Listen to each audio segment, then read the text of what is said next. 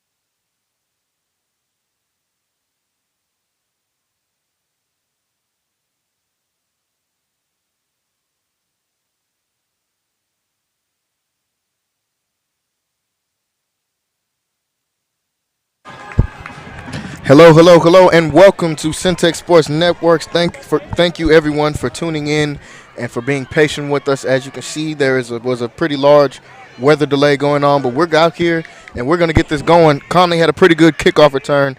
The game just kicked off. Decent kickoff return, got them about to the middle of the field. Don't have to do too much promo for this game. I'm sure everyone that's watching knows what is at stake here. Bragging rights between these two teams. The across the highway matchup, I'll call it. One is on one side of 35, one is on the other, but the schools are only separated by about a mile. False start by the Cadets to start off. 5-yard penalty. It is first and 15. They're going to hand this one off to Wisner. He tries to get to the outside, and he's still fighting, but he's going to be brought down. Good gang tackling from this La Vega team. We know they're going to be ready for the run. They've been hearing about how Connally has put up close to 600 rushing yards last week, and I'm sure they're going to have something to say about that one this week. So after the no gain by Wisner, it's going to be second and 15. Second down and 15 yards to go.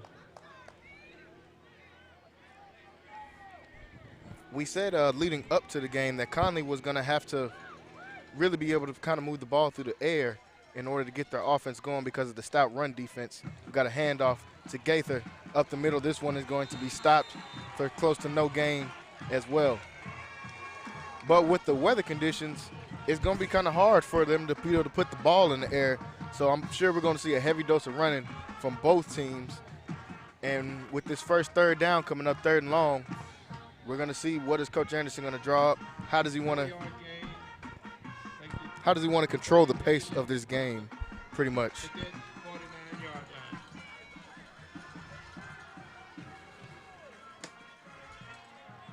Connally coming out, 3 wide receiver set, 2 men in the backfield. Webb gets the snap. He's looking, still looking, lets this one go all the way downfield, and this one is going to be incomplete, overthrown. But the receiver was in double coverage, so that is going to be the first 3 and out on that 3rd and 11. First 3 and out for this Cadet team, and let's see what their defense can do. Now, last week they had some issues punting the ball. Let's see what the fix is going to be for the Cadets.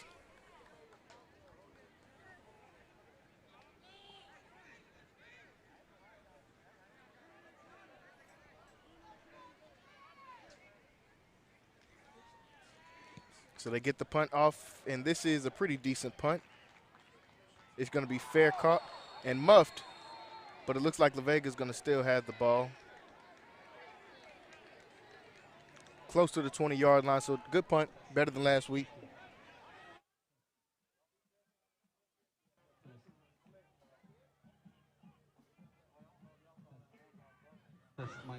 So we're going to get the first chance to see this La Vega offense versus this Connally defense. All the people that were tuning in to Syntex Sports and were ready for the pregame, we were not able to do that because of the rain. We were getting hit pretty hard outside here at Willie Williams Stadium here in Belmead at La Vega Stadium. So the first play is going to be a trick play. He is going to be hit in the backfield. Good play right there from Connally. Not sure if they were trying to run a wildcat or something right there. Some miscommunication from La Vega. And that's going to drop them back. So both teams starting off a little bit sloppy, but that's what we expected because of the conditions out here. They didn't get a lot of time to warm up either.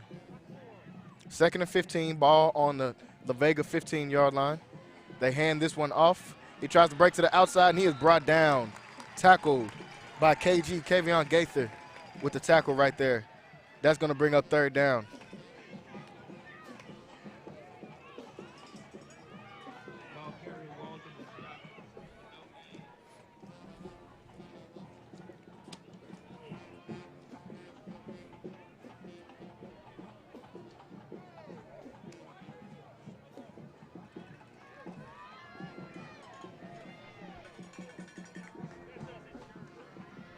Drop back from the quarterback on 3rd down. He lets this one go. It is caught, but he is going to be brought down. Let's see where they put that at, and I think it is going to be short of the 1st down marker. That one caught by Davion the Great. And let's see where they marked this. 4th and 4 will be the measurements. 8:30 left to go. It is still 0-0 for both teams. Let's see what La Vega's going to do. Are they going to bring the punt team out? And I believe they will.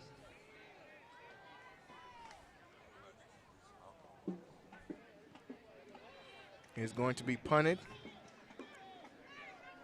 The field is so wet, I don't think Connally's even going to attempt to try to catch this one, and then not.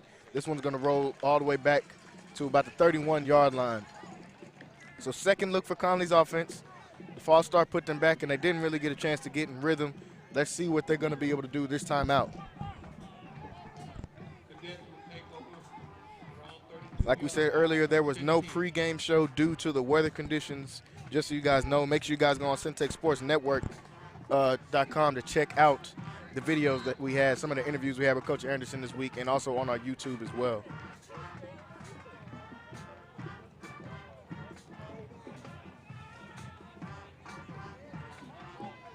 First and 10, the ball is on the 32-yard line. Connally lines up, hands this one off to Gaither. He tries to go up the middle. He hits a hole. He's running. Let's see if he can go all the way. He's still moving down the field. They're going to try to catch him, and they don't. Touchdown, Connally. Great run on 1st down to the star athlete, Kavion Gaither. Takes this one big, right up the middle of the field, all the way to the touchdown. Like we said, this game is probably going to be a lot of running the ball. It was going to be there anyway, but because of the weather conditions, there's going to be a lot of running the ball. Kavion Gaither, a very patient runner, waited, found his hole, hit the gap hard, and he took it all the way home. Ladies and gentlemen, 6-0, Connally up, getting ready for the field goal.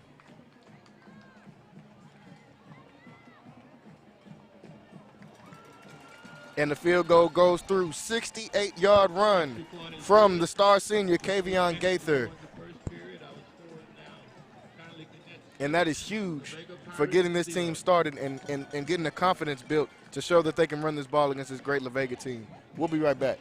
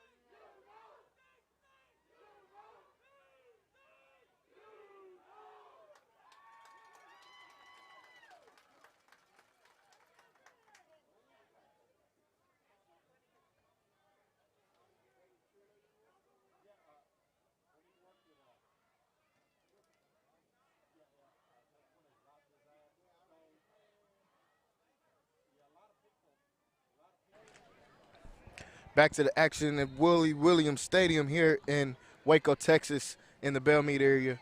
Connally is up 7-0. 8 minutes left to go in the first quarter after that explosive 68-yard run by Kavion Gaither. And now let's see if their defense can get another stop. This one is going to be a short kick on the ground. It's going to be fielded. And this one, pretty good yardage run back on this one. Decent return. And we're going to get to see this La Vega offense once again. Kickoff return by number 18, Jeremiah. Irish ball, 1st and 10 from their own 40-yard line. La Vega is on their own 40-yard line. 1st and 10, second look at this offense. And I'm sure they're going to be trying to strike back. This is an explosive La Vega offense as well.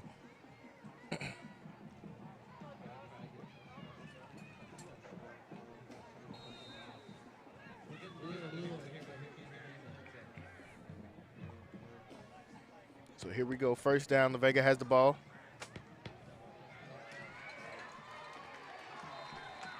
They're going to hand this one off. Pretty decent run right there. I already see some extracurricular after the plays from some of the players. Both coaches telling them to keep their heads in the game. Like we said, this is a rivalry game. These teams have not got a chance to play each other in the last few years either. So they kind of built up the tension between these two schools, and they're going to let it all out here on the field tonight, ladies and gentlemen. 7:25 left to go in the first quarter. 2nd and 5 after the 5-yard gain from La Vega. They're going to hand this one off once again. Tries to bounce to the outside, goes back inside. Going to be hit by this Connally defense. Short of the first down marker. So it is going to be 3rd down, ladies and gentlemen, 3rd down. Oh, never mind, they're going to change that. They're going to give them the first down. To the 50-yard line. So they're going to switch that. First down, the ball is on the 50. First down to Vega.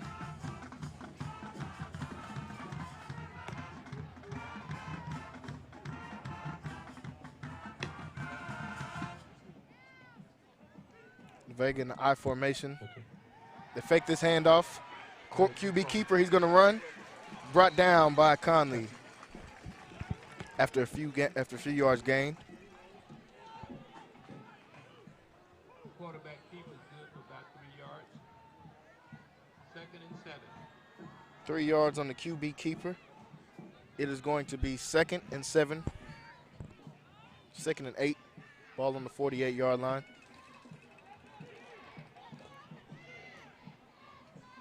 La Vega creeping into Connally territory. They're going to hand this one off, and it's going to be a short gain right there, brought down on the play by LaMarcus McDonald.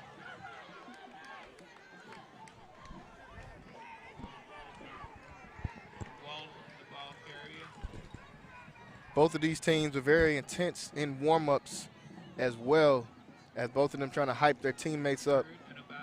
They know what's on the line here, bragging rights for the year between this Connally and La Vega team. 3rd down and 4 yards to go. They got a man in motion. They hand this one up off the middle. He does get enough for the first down. So a good run. Gets enough for the first down, but there's going to be some extracurricular teams pushing each other. We see flags on the field. Let's see how they call this.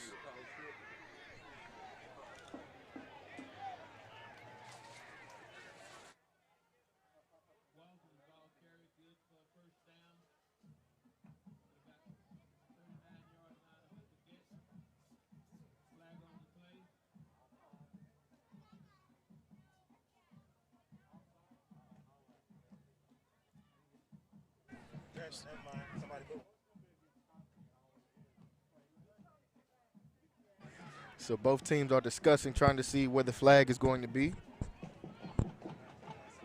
After play, dead ball, unsportsmanlike, number 68 on offense, 11 on the defense. So it's going to be offsetting penalties between Andrew Brown and I believe they said number 11, so that's LaMarcus McDonald. So it's going to be offsetting penalties. Unsportsmanlike conduct on both teams, offsetting penalties.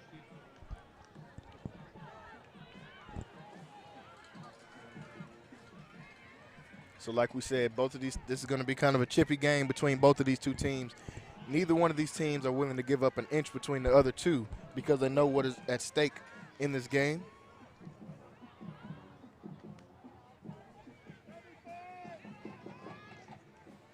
First down, ball is on the Connally 39, and the Vega has it marching down the field. Hand the ball off, try to get some room right here. Good stop right there from Connally.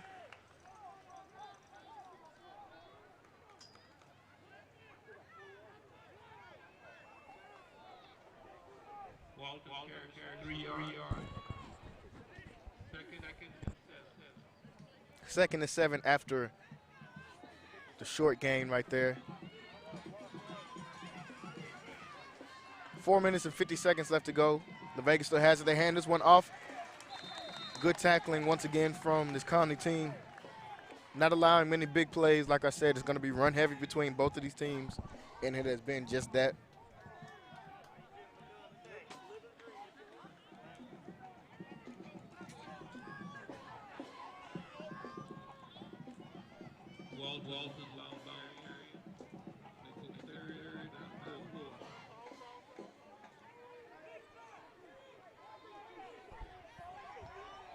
Third down and 3, another third down coming up for La Vega. Let's see what Connally's defense can do right here. They're going to run the ball. They got him, and let's going to see where the ref is going to call this one. It's going to be very close. It looks like it is going to be short of the first down, and it is. I see the ref hold the fist up. It is 4th down. It's going to be 4th and short.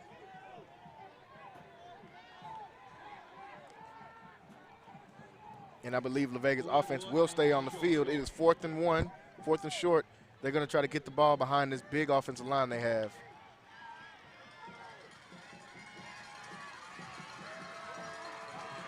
Fourth and 1, ball on the 30, 3 minutes and 30 seconds left to go. And it's going to be stopped. It looks like we are going to have a timeout. Connally uses their first timeout. Coach Anderson is going to talk with them about what they're about to see on this 4th and 1. 3:27 left to go in the first quarter. You're watching Centex Sports Network. We'll be right back. My name is Debbie Kimbrell. I am the administrative assistant here at Anderson Chapel. I also work as part of the media ministry.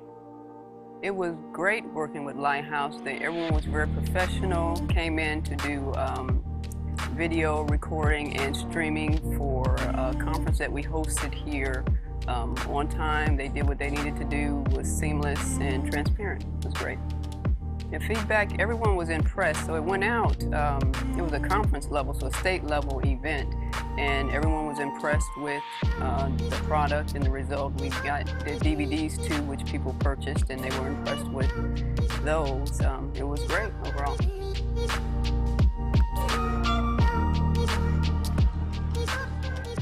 All right, back to the action. It is 4th and 1, ladies and gentlemen. 3 minutes and 27 seconds left to go. Ball is on the 30 as we have a 4th down coming up right here.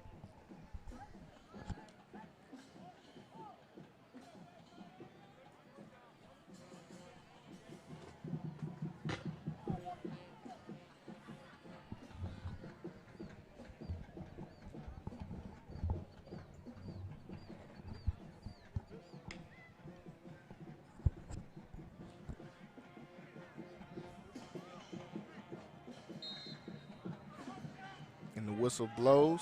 So now we are now in play. 4th and 1.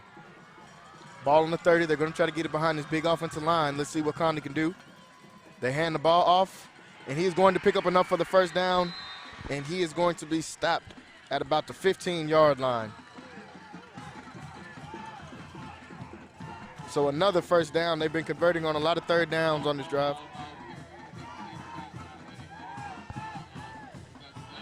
And they keep turning their wheels. And now the handoff right here. He is still moving, still on his feet, and he is going to be tackled as he tried to get outside on that play. Good tackle right there from Connally. I think if we got all the way outside, no one was there. So good tackle.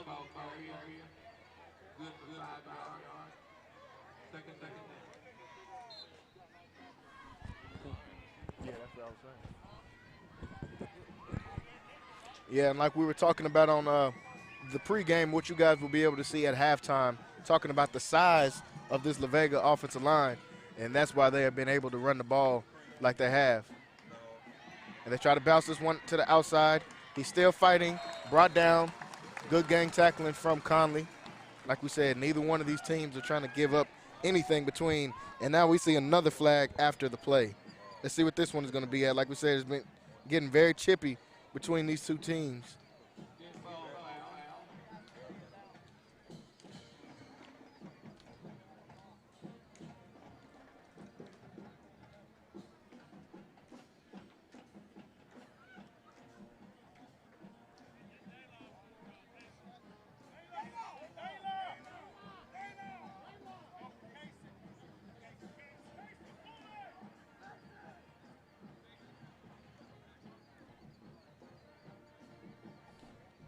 I think there's a couple players down on the side.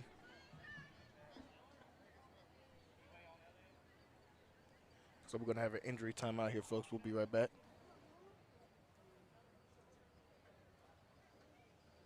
My name is Debbie Kimbrell. I am the administrative assistant here at Anderson Chapel. I also work as part of the media ministry. It was great working with Lighthouse. Everyone was very professional, came in to do video recording and streaming for a conference that we hosted here on time. They did what they needed to do, was seamless and transparent. It was great. And feedback, everyone was impressed. So it went out, it was a conference level, so a state level event, and everyone was impressed with the product and the result. We got the DVDs too, which people purchased, and they were impressed with those. Back to the action. It was great overall. After that play was injured, there was an unsportsmanlike contact penalty on the defense. That was on Trey Wisner.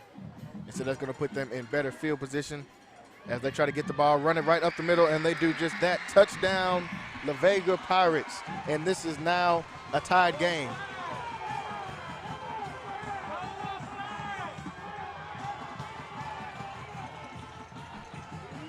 They stayed true to their running game, running the ball on just about every single play down the field. Converted multiple third down conversions, even a fourth down conversion, and got that ball in the end zone. Long drive right there from La Vega.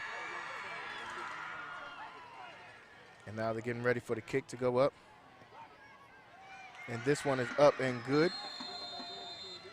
And we have a tie ball game here, folks, here at Willie Williams Stadium in Waco, Texas, just outside of Waco, Texas in Belle Meade, as we have a rivalry game going on here between the Connally Cadets and the La Vega Pirates. We're all knotted up. 2:29 left to go in the first quarter. We'll be right back.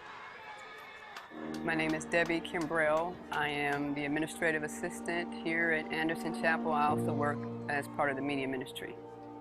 It was great working with Lighthouse. Everyone was very professional, came in to do video recording and streaming for a conference that we hosted here on time. They did what they needed to do, was seamless and transparent. It was great.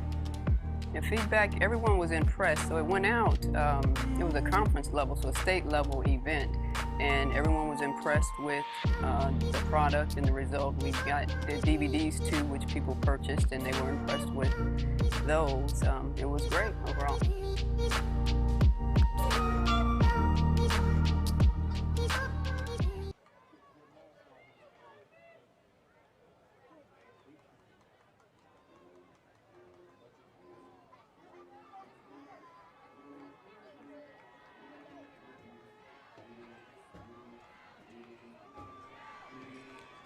And here we are back, Willie Williams Stadium in Waco, Texas. After the Vega score, Connally is set to receive the ball.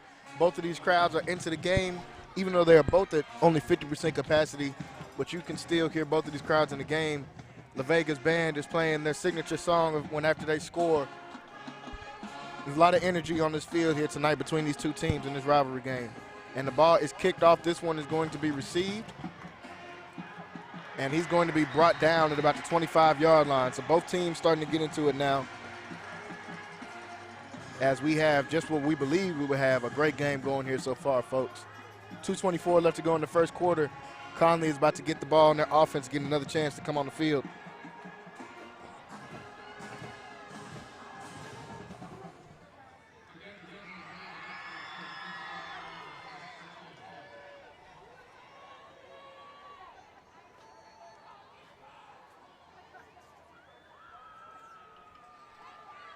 So 1st and 10, the ball is on the 26-yard line for Connally. They're going to come out 2 wide receiver set.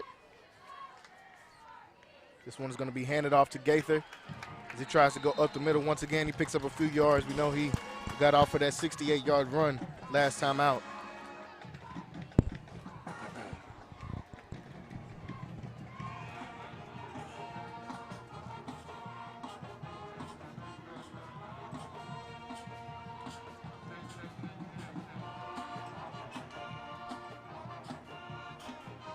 Second and 7, ball on the 30.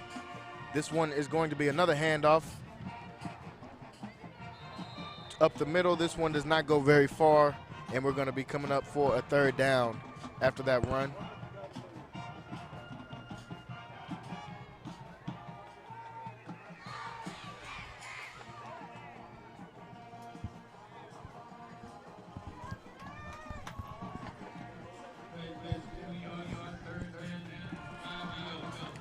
Third and 5 with 1:20 left to go in this first quarter.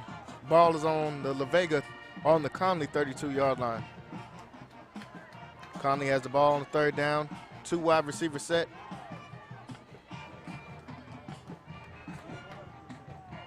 Webb takes the handoff. He's gonna hand this one off to Gaither, and he is going to be brought down short of the 1st down.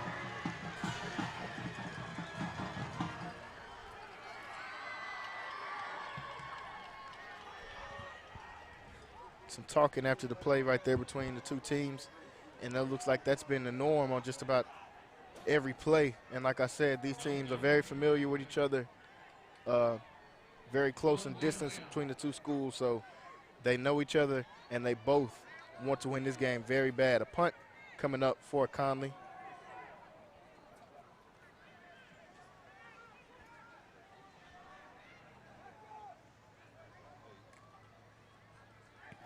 This one is punted off. Pretty good punt. A lot better punting than we had last week. Good punt, and that's going to switch the fields. La Vega ball.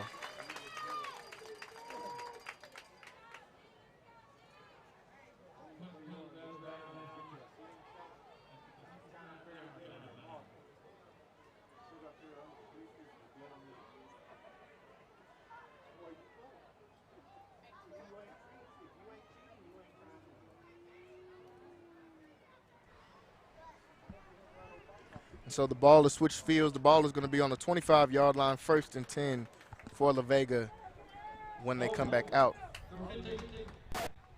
10 yards, first down. So there's going to be a holding call that went against La Vega, and that's going to count against their yardage, 10-yard penalty. For all of you on Facebook that are watching, we want to thank everybody that has been tuning in on Facebook that is watching. Make sure you guys are dropping comments. Let us know where you're watching from, and more importantly, let us know who you're rooting for. Also, make sure you guys share the stream. For the people that don't know, we are bringing this broadcast to you. Make sure you guys share the stream. 1st and 10, ball is on the 15. La Vega's going to hand this one off. Short run brought down. And it looks like this is kind of what La Vega has been trying to do, get these short runs and just kind of matriculate themselves down the field, not really trying to get it all in one big play, but just kind of moving the ball methodically, slowly but surely down the field. And that is going to be the end of the first quarter of a very exciting first quarter we had after some crazy weather starting to kind of delay the start of this game. It's been a great first quarter, just what we expected, folks, and we'll be right back. Score 7-7.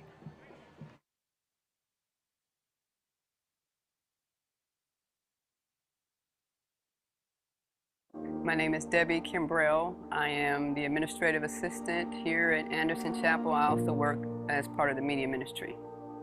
It was great working with Lighthouse. Everyone was very professional, came in to do video recording and streaming for a conference that we hosted here on time. They did what they needed to do, was seamless and transparent. It was great. The feedback, everyone was impressed. So it went out, it was a conference level, so a state level event, and everyone was impressed with the product and the result. We got the DVDs too, which people purchased, and they were impressed with those. It was great overall.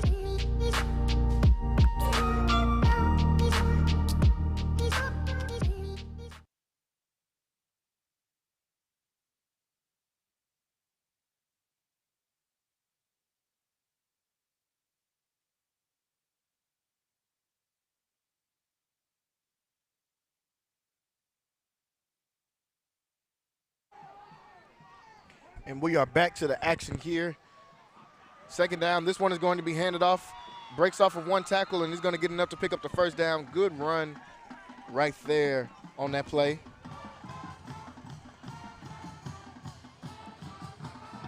That run by Jesse Major Sterling, who we heard some good things about in the pregame show that we said we would let you guys see at halftime.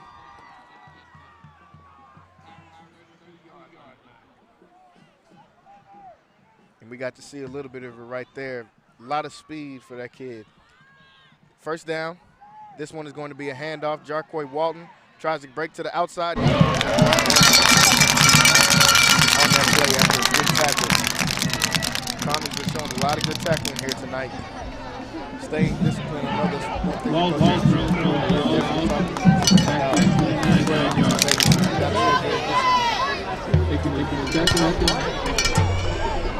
and 13.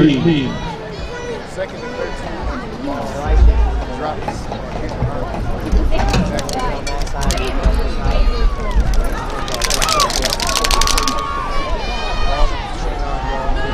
Defense! Let's go, defense! Defense! Second and 13, we're going to have another handoff as well after picking up some short yardage. Like we said, for all the people watching on Facebook, make sure you guys share this stream, like the stream, like our page, comment below. We want to know where you guys are watching from and who you are rooting for. 3rd and 9 coming up. Score still 7-7. Just over 10 minutes left to go in this first half. Let's see what Coach Hyde is going to draw up on their side. And it looks like we're going to have a timeout called. I believe this timeout is going to be from Vega. Waiting on the ref to announce it.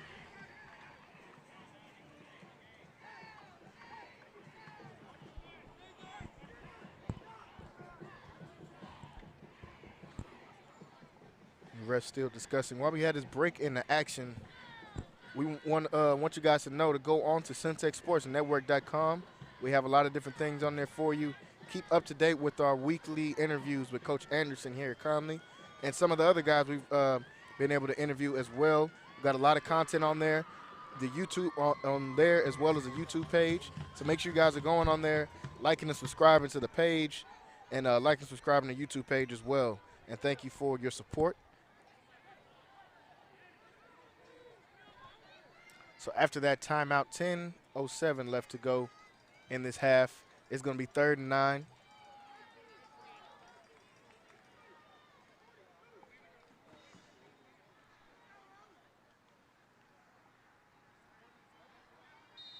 And there goes the ref's whistle, so the ball is going to be in play. Drop back.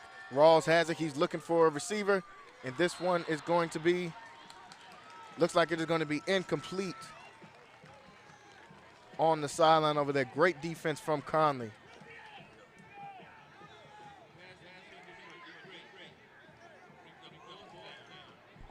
After that pass breakup, it is going to be 4th and 9. A punt is coming up. A good defensive possession right there for Connally.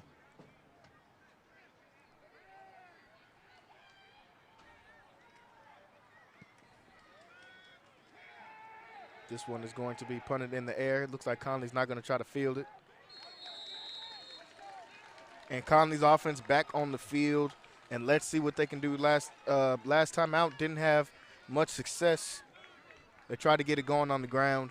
Let's see what they can do on this drive. Like we said, we know they had the big run from the senior Kavion Gaither that gave them their only touchdown of the game. Vega's touchdown was provided by a run as well. So like we said, both of these teams are going to be running the ball. We know they're both two run-heavy teams. Let's see who's going to give that spark in order for either one of these teams to be able to get off and kind of get a lead, get some mojo going. Right now, both defenses have been dominating. First and 10, the ball on the 39. They're going to hand this one off. This one goes up the middle. I believe that was Gaithard on the handoff. He's going to be brought down after a short gain. Second and 7.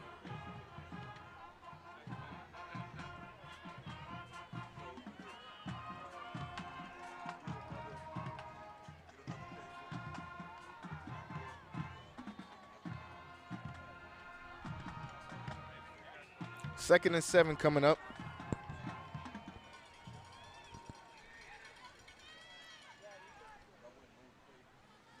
Two wide receivers set.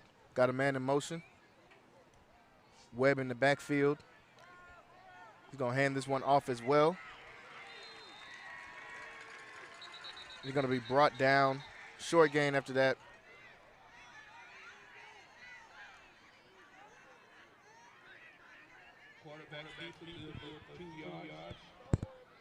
So Webb gets about 2 yards on the QB keeper.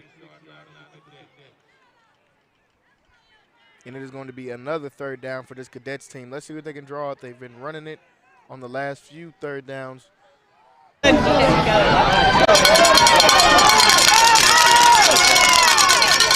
in the backfield. He has the ball, fakes the handoff. Some pressure. He avoids the pressure, gets outside the pocket. He's going to let this one go all the way down the field, and one just falls in between the hands. Great pass right there, getting away by Tyler Webb. But Miles Jr., the senior, could not get that one in. There was not a lot of room to be able to get that play, but it fell almost just between his hands on that play. So missed opportunity for the Cadets, and this is going to be a punt, and they're going to have to trust their defense and see if they can come up with another stop against this very potent La Vega offense.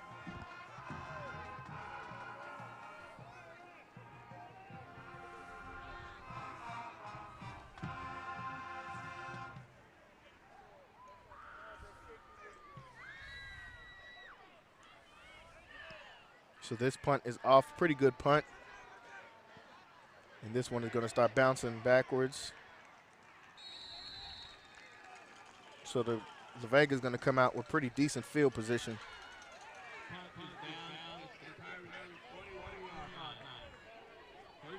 So it's going to be first and 10 when La Vega gets the ball back. We'll be right back.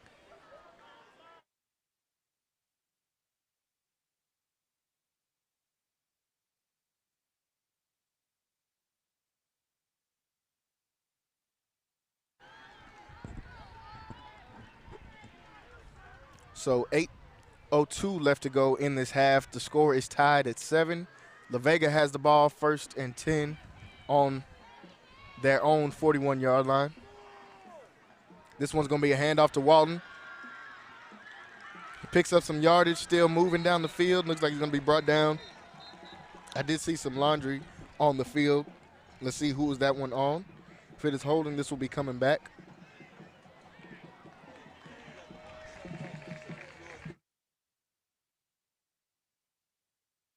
And that is going to be holding, so that run will be coming backwards.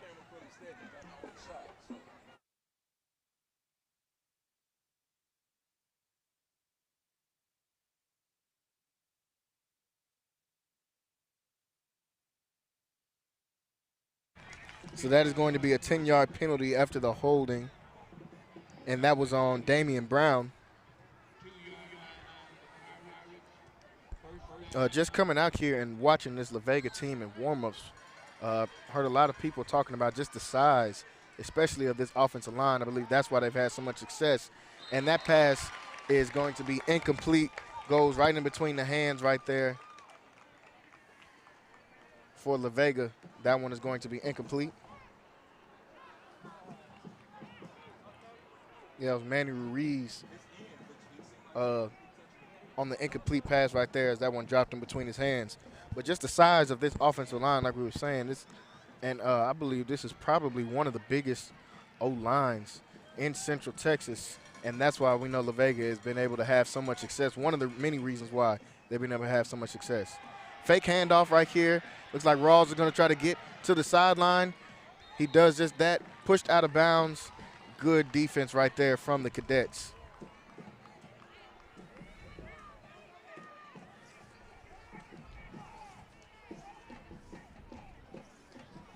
And now that is going to bring up third down, 3rd and 20 after the holding call.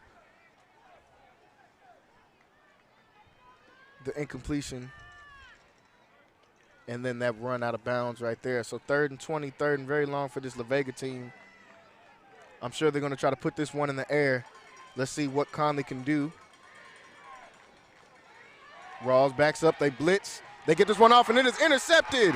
And he is running, still someone on his back. He's trying to keep going. Great play made by Connally. Interception by one of the linemen right there. Huge play to be able to flip the field for this team, and that is the senior, Torrey Pullen. The senior, we've seen him on this team many years, comes up with the pick. Big Torrey Pullen on the defensive line comes up with a huge pick right there to put Connally inside the 10-yard line in great field position. What an athletic play we saw right there from Pullen. Great play. Looks like they tried to get the screen off. Pullen sniffed it out. He read the play. And like we said, a very experienced player right there is Torrey Pullen. I'm sure he was waiting on that. Came up with the pick and put this Connally team in great field position.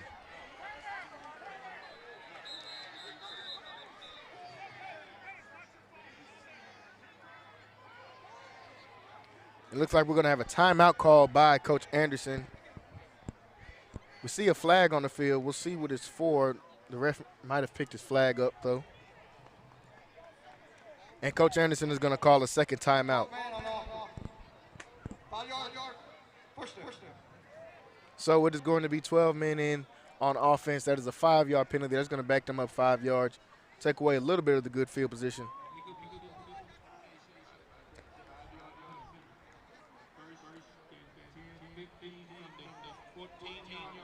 Ball is going to be on the 14-yard line, 1st and 15. But like we said, what a play right there from the senior. You can tell both of these teams really want this game. And the seniors have been playing big here tonight, stepping up, making huge plays. Huge play right there from Torrey Pullen to be able to get that pick and put Connally in great field position. 1st and 15, Connally has the ball. Ball on the 14-yard line. They hand this one off to Gaither. Gaither keeps churning his legs. Gets about a 5-6 yard gain right there. 2nd down coming up. So good 1st down run from Gaither.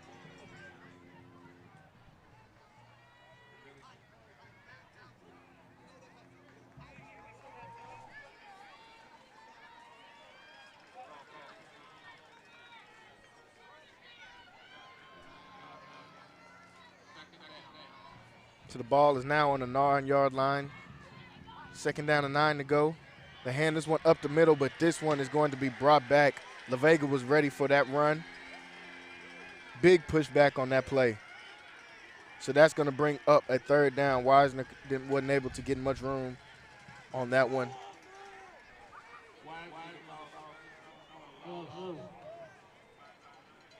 So that is going to bring up 3rd and long. Let's see how Connally tries to do this. Do not want to turn over this close to your own end zone.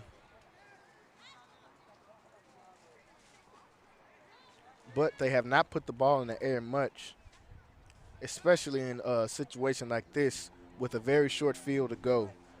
So we're going to see what Coach Anderson is going to draw up.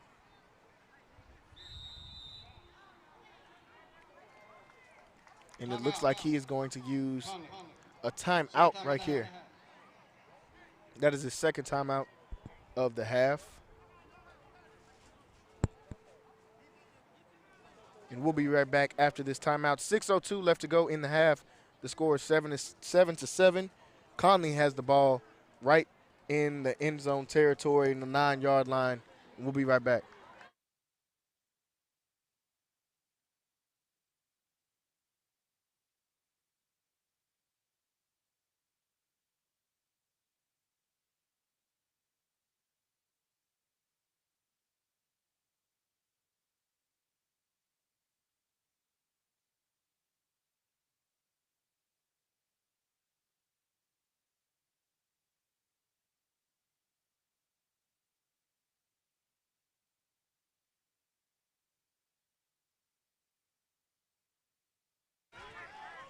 So we're back for the third down, third and long. The ball is on the 12-yard line. Goal to go. 6:02 left in the first half. Connally has the ball. They line up in the shotgun. We got a man in motion.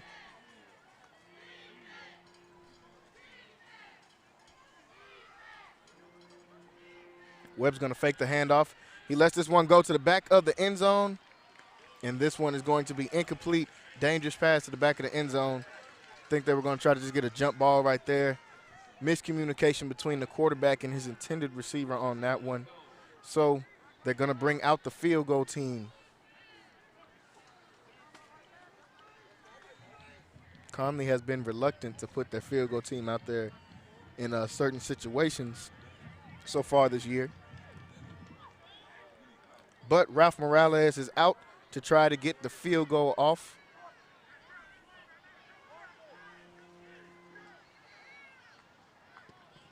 So this one is up and right through the uprights. This one is going to be good. 10-7 lead, but we have a flag in the air. Let's see what this one is going to be. I believe the play is going to count.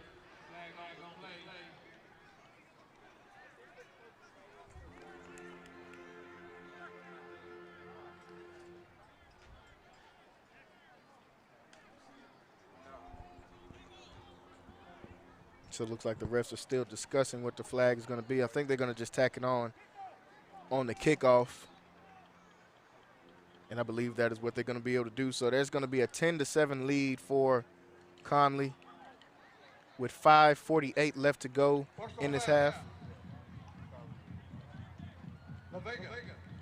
That appears to be a set on the kickoff. So the personal foul will be on the Vega. So it is going to be 10-7 after the kickoff. Connally with a 3-point lead with 5:48 left to go in this half, getting ready to kick the ball off to La Vega, and we'll be right back.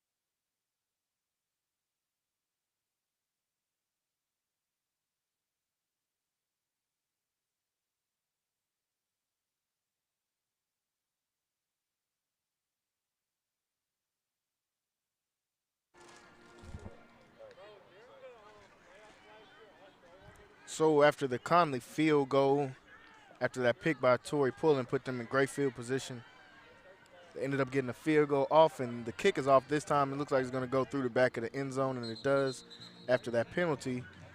So La Vega will start on the 25-yard line. 5:48 left to go, so plenty of time to run an offense. Let's see what Connally can do on the defensive end. They've been pretty good so far. Barring that one drive, they've been pretty good so far on the defensive end. And it was kind of like this last week. They made some mistakes, and that gave the other team good field position. But barring that, Conley's defense really didn't budge much, and they're doing more of the same here tonight. But let's see if they can keep it up. Like we said, a very experienced La Vega team, plenty of confidence on both sides of the ball, plenty of star players on both sides of the ball. So Conley's got to be able to stay disciplined. 1st and 10, they hand this one off to Walton. And it looks like he is still moving. Gets towards the sideline. I see a flag come in. Let's see if we're going to get another unsportsmanlike. There's been a lot of those tonight, a lot of unsportsmanlike contact, and a lot of personal fouls.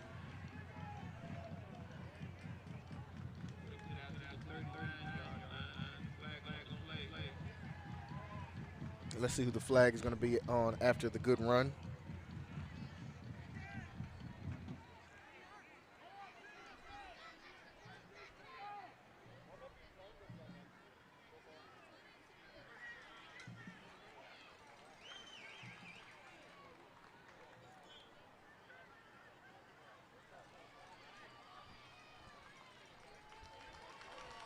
And it looks like it is going to be against La Vega, as I can see them backing up. Another holding call. That has kind of been their Achilles heel so far tonight. They've got a couple runs called back because of holding. 5:40 left to go after that holding penalty. That is going to back them up. They're going to be on the 29-yard line, so 1st and 5. They're going to hand this one off to Walton again, and he tries to get to the second level. Good run right there from Walton.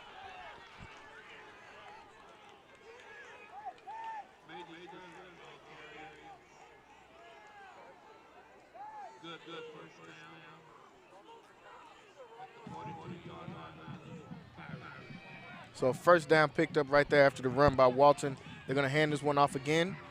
He makes one person miss, still moving down the field, and brought down after another good run right there from Walton.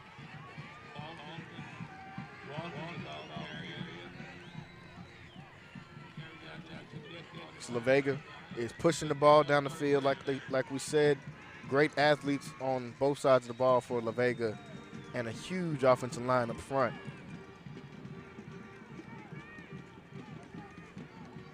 .505 with the clock ticking left in the first half. Ball on the 45-yard line.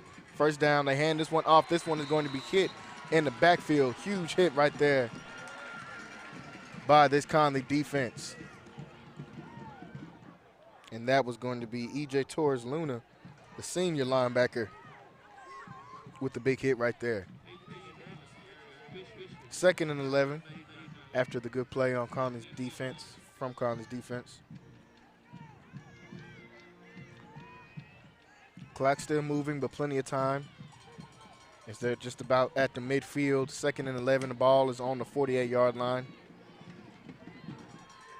This one is going to be a drop back, a pass, and that one is going to be incomplete. They haven't been able to get much going in the passing game as La Vega, as Rawls has not been able to get much of anything going on the offensive side of the ball. Now it is going to be 3rd and 11. Big play right here for both sides. They're in the middle of the field, so it could be close to 4-down territory if you're La Vega, just depending on what you get from this 3rd down. Big play coming up for this Connally defense. See if they can get the defense off and maybe potentially have a chance to get the offense back on and score before this half is out. You can hear the Connally side screaming defense. Drop back, Rawls has it. He's going to run this one. He tries to get to the outside. He does just that. And let's see, does he have enough to pick up the first? We're going to see where the ref spots them.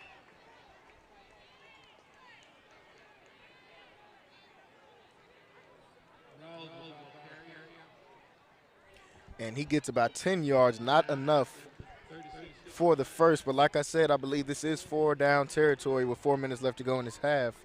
And Connally up by 3. So I'm sure La Vega is going to leave the offense on the field, which they do. 4th and 1, big 4th-down play.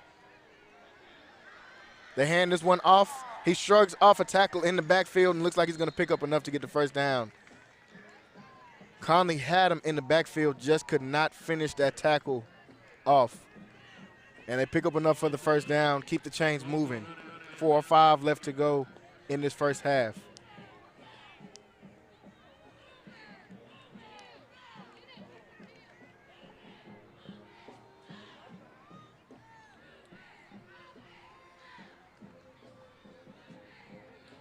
That was a big 4th down conversion right there from the Vega. Now it's 1st and 10, the ball on the 38.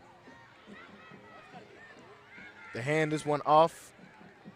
Going to be brought down by the Connally defense.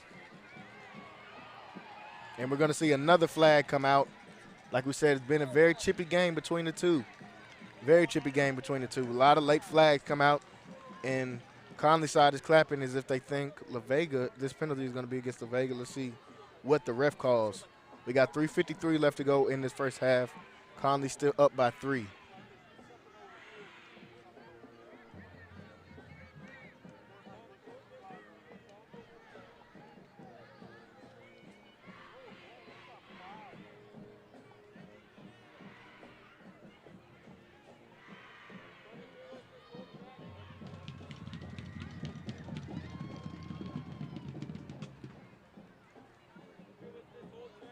So the ref's still discussing.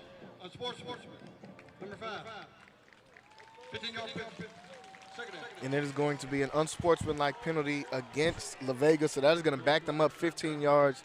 That's pretty big as they were moving down the field pretty consistently after picking up that 4th down conversion. That's going to move them back.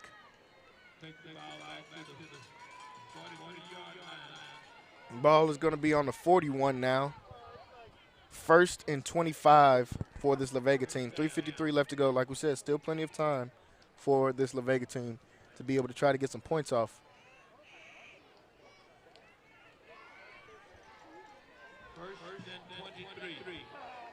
First and 23, and the ball will be on the 43-yard line. So 1st and 23 after that play, after the penalty by La Vega.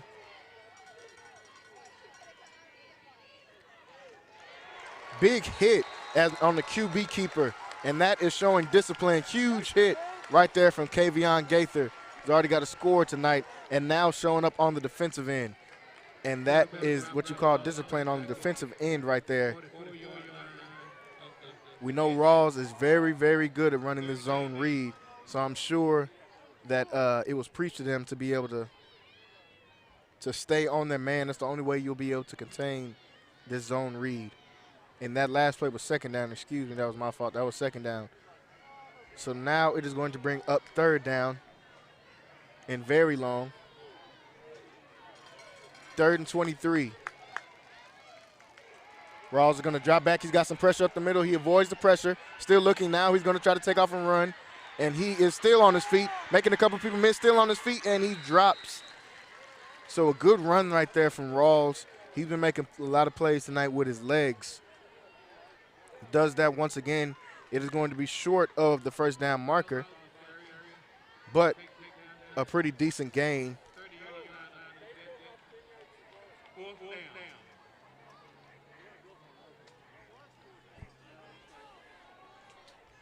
Now that is going to bring up a 4th down and a big decision right here from Coach Hyde. Do you send the field goal unit out, or do you continue to try to move down the field on this 4th down? And it looks like he's going to keep his offense on the field. 4th and short to go.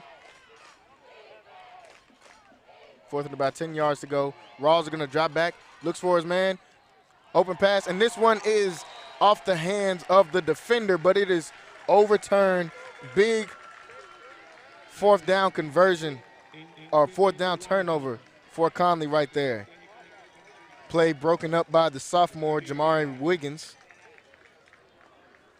Big play right there from Connally and not conceding anything going into this half. Now with 2 minutes left and the ball flipped, will Coach Anderson try to move the ball down the field with just 2 minutes? Connally only has 1 timeout.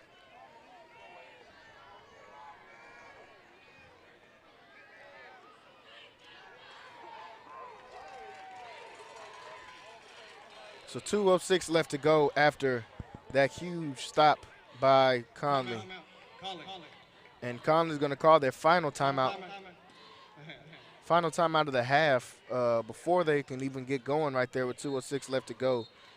So I'm not sure what Coach Anderson's going to try to do in moving the ball down the field, but we will see. 2:06 left to go in this half. Connally up by 3 points.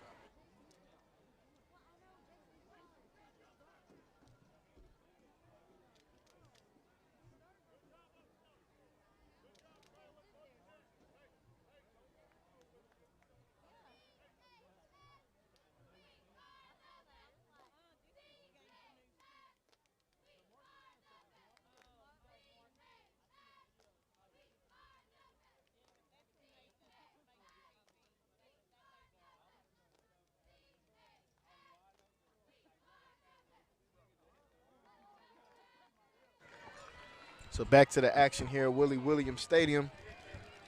Connally has the ball with 2:06 left to go. 1st and 10.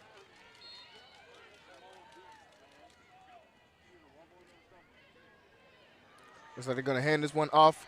Gaither tries to get to the outside. He gets some decent yardage right there, but the clock is going to be working against him as the clock is going to be ticking.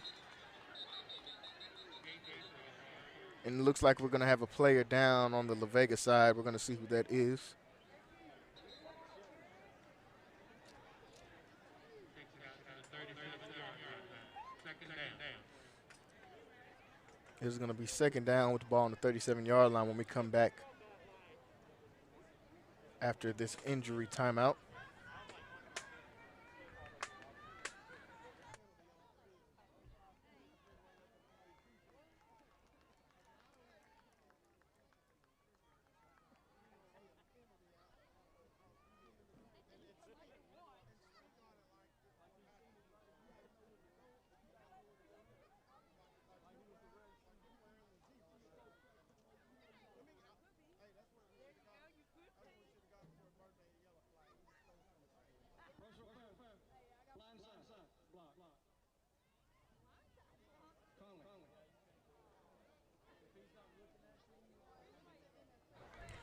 Looks like we're going to have a personal foul against Connally for a blindside block on that last play.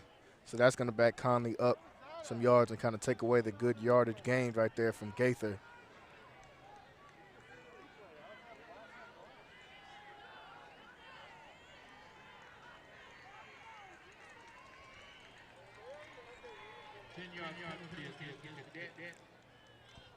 And that's going to be a 10-yard penalty. That's going to back them all the way up back to the 20-yard line. 1st and 20 with 1:50 left to go and the clock ticking. So I'm not sure what Connolly's going to try to do. They might just try to run some of this clock out and go into the half with that 3-point lead.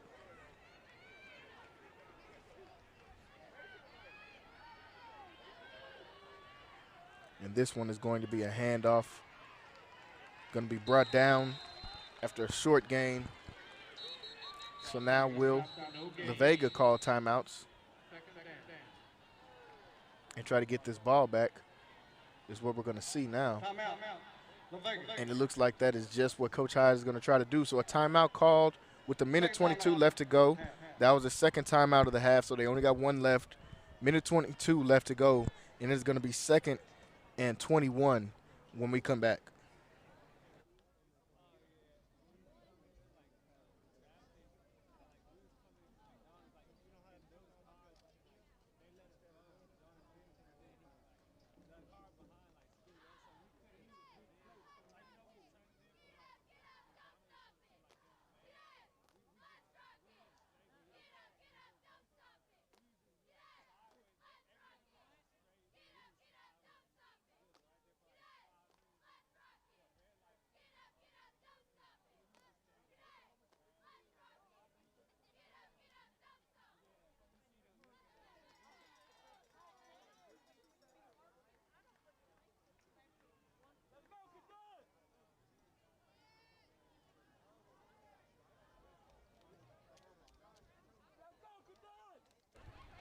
So it's going to be second down, 2nd and 21.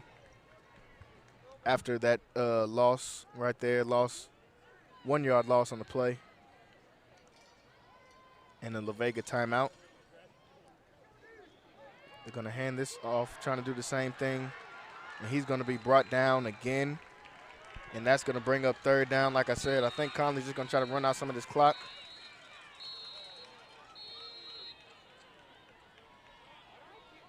And let's see if Coach Hyde will use his last time out. I believe he will. He's going to try to get this back and see if he can get it in range just to be able to kick a field goal at least and try to tie this up, try to put some points on the board before the half is up, try to tie it up.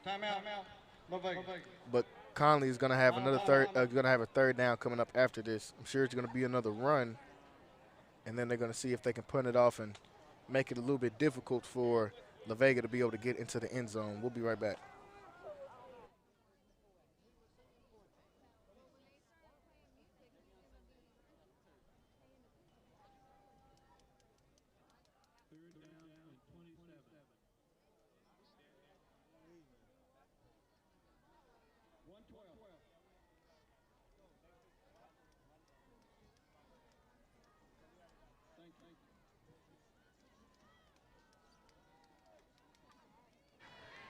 So now 3rd down coming up.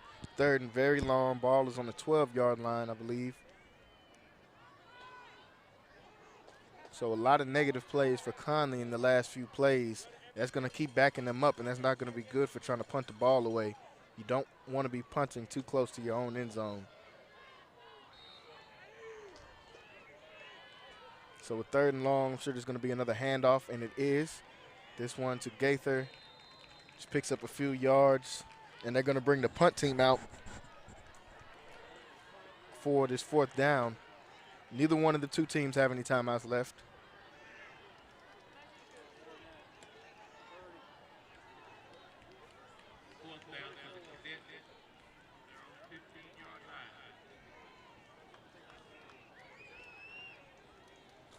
So the punt team coming out for Connally.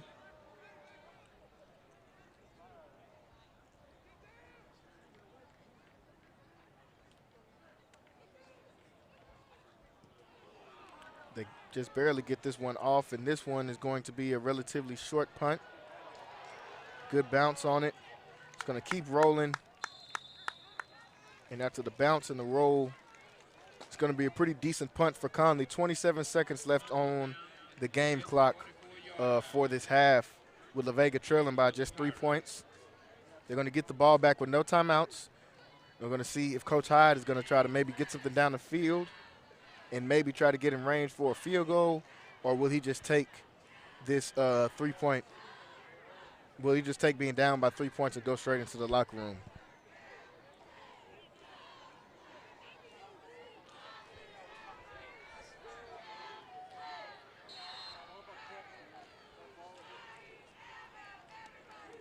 So the ball is on the 44-yard line.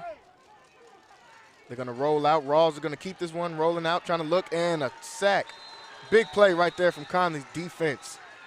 But we're going to see another flag after the play. This could be big if this one is on Connally. After the sack, they had a sack right there by Kason Pullen, the junior. But this flag might be going against Connally and could push La Vega forward some. And like we said, they could try to get maybe a couple plays off and maybe try to get a field goal off to tie the game up if this is going to go against Connally, and I believe it is. And it is going to be a face mask. 15-yard penalty.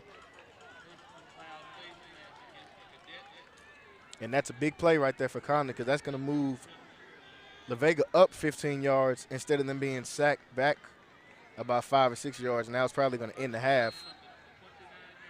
So now with the ball on the 29-yard line, Rawls is going to drop back. He tries to let this one go. This one is going to be blocked at the line to scrimmage. Great timing right there from the Connally defense. Was watching Rawls and watching his release, jumped up and was able to bat that ball down at the line. So that's going to bring up 2nd down. 2nd and 10, the ball on the 29-yard line. 12 seconds left to go in the half. They're on the 29-yard line. I'm sure they're going to try to get something out very quick and then maybe try to spike the ball if they don't get out of bounds. If they don't get a quick out to go out of bounds, I'm sure they're going to try to spike it if they can get it off in time and maybe try to get their field goal unit out here. I believe they think it's just a little bit too far, for their kicker. So Rawls drops back once again. He's looking, he rolls out, scrambles out the pocket. He tries to let this one go towards the sideline. That one is going to be incomplete. 5 seconds left on the half clock. 5 seconds left in the half on the clock right now. La Vega down by 3 still. 10-7 is the score.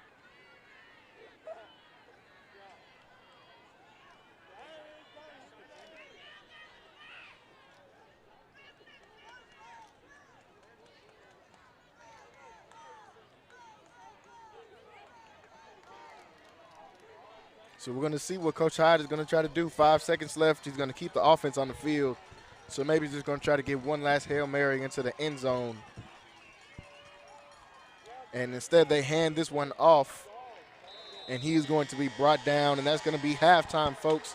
Great game we have down here in Belmead, Texas, at Willie Williams Stadium between this rivalry, between these two rivals, Connally Cadets and the La Vega Pirates. Connally, the visitors, and the underdogs in this game, up by 3 points right now at the half. 10-7 is your halftime score. We will be back with more to bring back the rest of this game, guys. We'll be back. My name is Debbie Kimbrell. I am the administrative assistant here at Anderson Chapel. I also work as part of the media ministry. It was great working with Lighthouse. Everyone was very professional, came in to do video recording and streaming for a conference that we hosted here on time. They did what they needed to do, was seamless and transparent. It was great. The feedback, everyone was impressed. So it went out, it was a conference level, so a state level event, and everyone was impressed with the product and the result. We got the DVDs too, which people purchased, and they were impressed with those. It was great overall.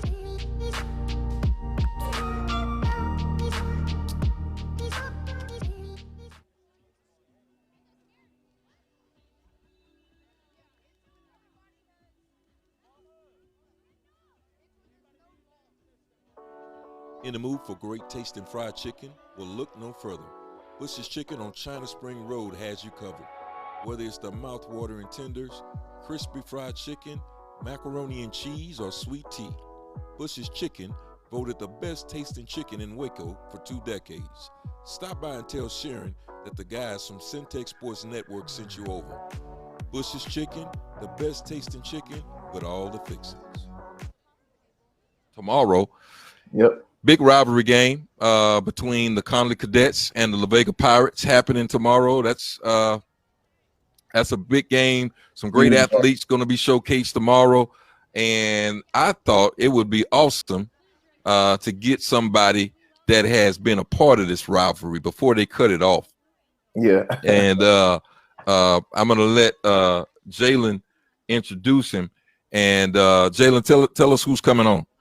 Yeah, we got Ty Francis coming on here, former Connally cadet, former Connally quarterback, graduated back in 2016. So he knows all about this rivalry and what it's going to bring and what it's like playing against, like I said, not the crosstown matchup, but really kind of like the down the street rivalry that they got going on with La Vega and Connally being so close. All right, Ty. Welcome, man. How you guys doing? Good. It's good to be here. Well, you've been in part of this game before. Yes, for sure. And it's really crazy because my first 2 years of this rivalry, or actually first 3 years, I actually played on La Vega. I was a quarterback for La Vega as well. So you've been on both sides. Yeah. And it doesn't get any crazy on either side. It's about equal as crazy. So it's a good one to be a part of for sure. Go ahead, Jalen. Yeah, so just kind of tell us what it was like, getting ready. And Connally, like we said, Connally and La Vega are so close. So, you grew up with all the dudes that go to La Vega, or you grew up with the dudes that go to Connally. Y'all play peewee ball together. Some of them might be actual relatives. So what is it like just getting to play, and what's the atmosphere is like playing in that game? Man, it's really a surreal feeling. It's like I remember my senior year, La Vega was the third team on our schedule. So I'm like, okay, we're going to play China Spring, we're going to play Gatesville, then we're going to play La Vega. So I'm talking week 1, you're already thinking about week 3. That's the game everybody thinks about. Everybody prepares. They buy tickets early. They take off work, and it's when you're actually playing in those games, you don't even hear the crowd. You know what I mean? It's just you're so locked in. And like I said, those guys out there, you either grew up with them, you live down the street from them, or you either go, when you go out to eat with them when you're not, playing football. Yeah. So like I said, the atmosphere is crazy. And then when I went and played at Connally, all those guys at La Vega, my lifelong friends, like Brandon Benson, guys like Parrish Cobb, Wahid Muhammad, those guys who went on to play Division I ball, man, those are guys I played literally with. We had sleepovers, and, you just want to have that competition. We didn't take it light on each other at all. And it was some of the best competition we had. And I think that year, my senior year when I played at Connally, we put the most points up on La Vega just because, we bringing the best out of each other. Mm-hmm. So man, the atmosphere is just crazy. It's a great thing to be a part of, especially when you want to play Friday Night Lights. This rivalry has kind of really, I think it's the biggest rivalry in the city of Waco.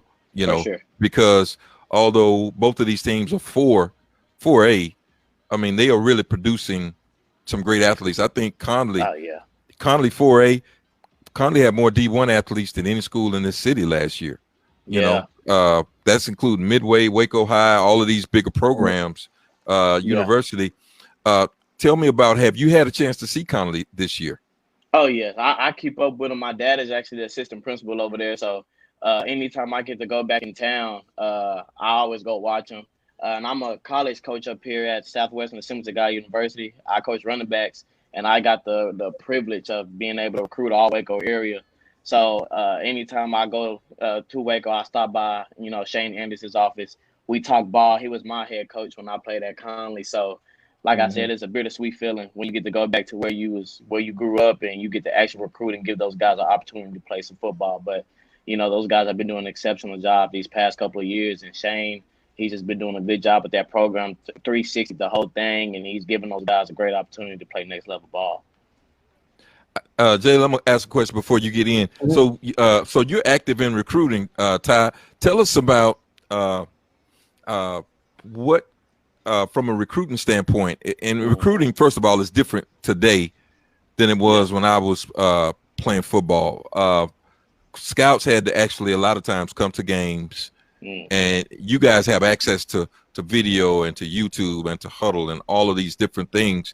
One of my concerns is that athlete that kind of gets dropped between the cracks. All right, so he doesn't have the measurables, and I'm thinking about KG over at Connally, and some would say, well, maybe he doesn't have the measurables because he when you go to camp is so big now.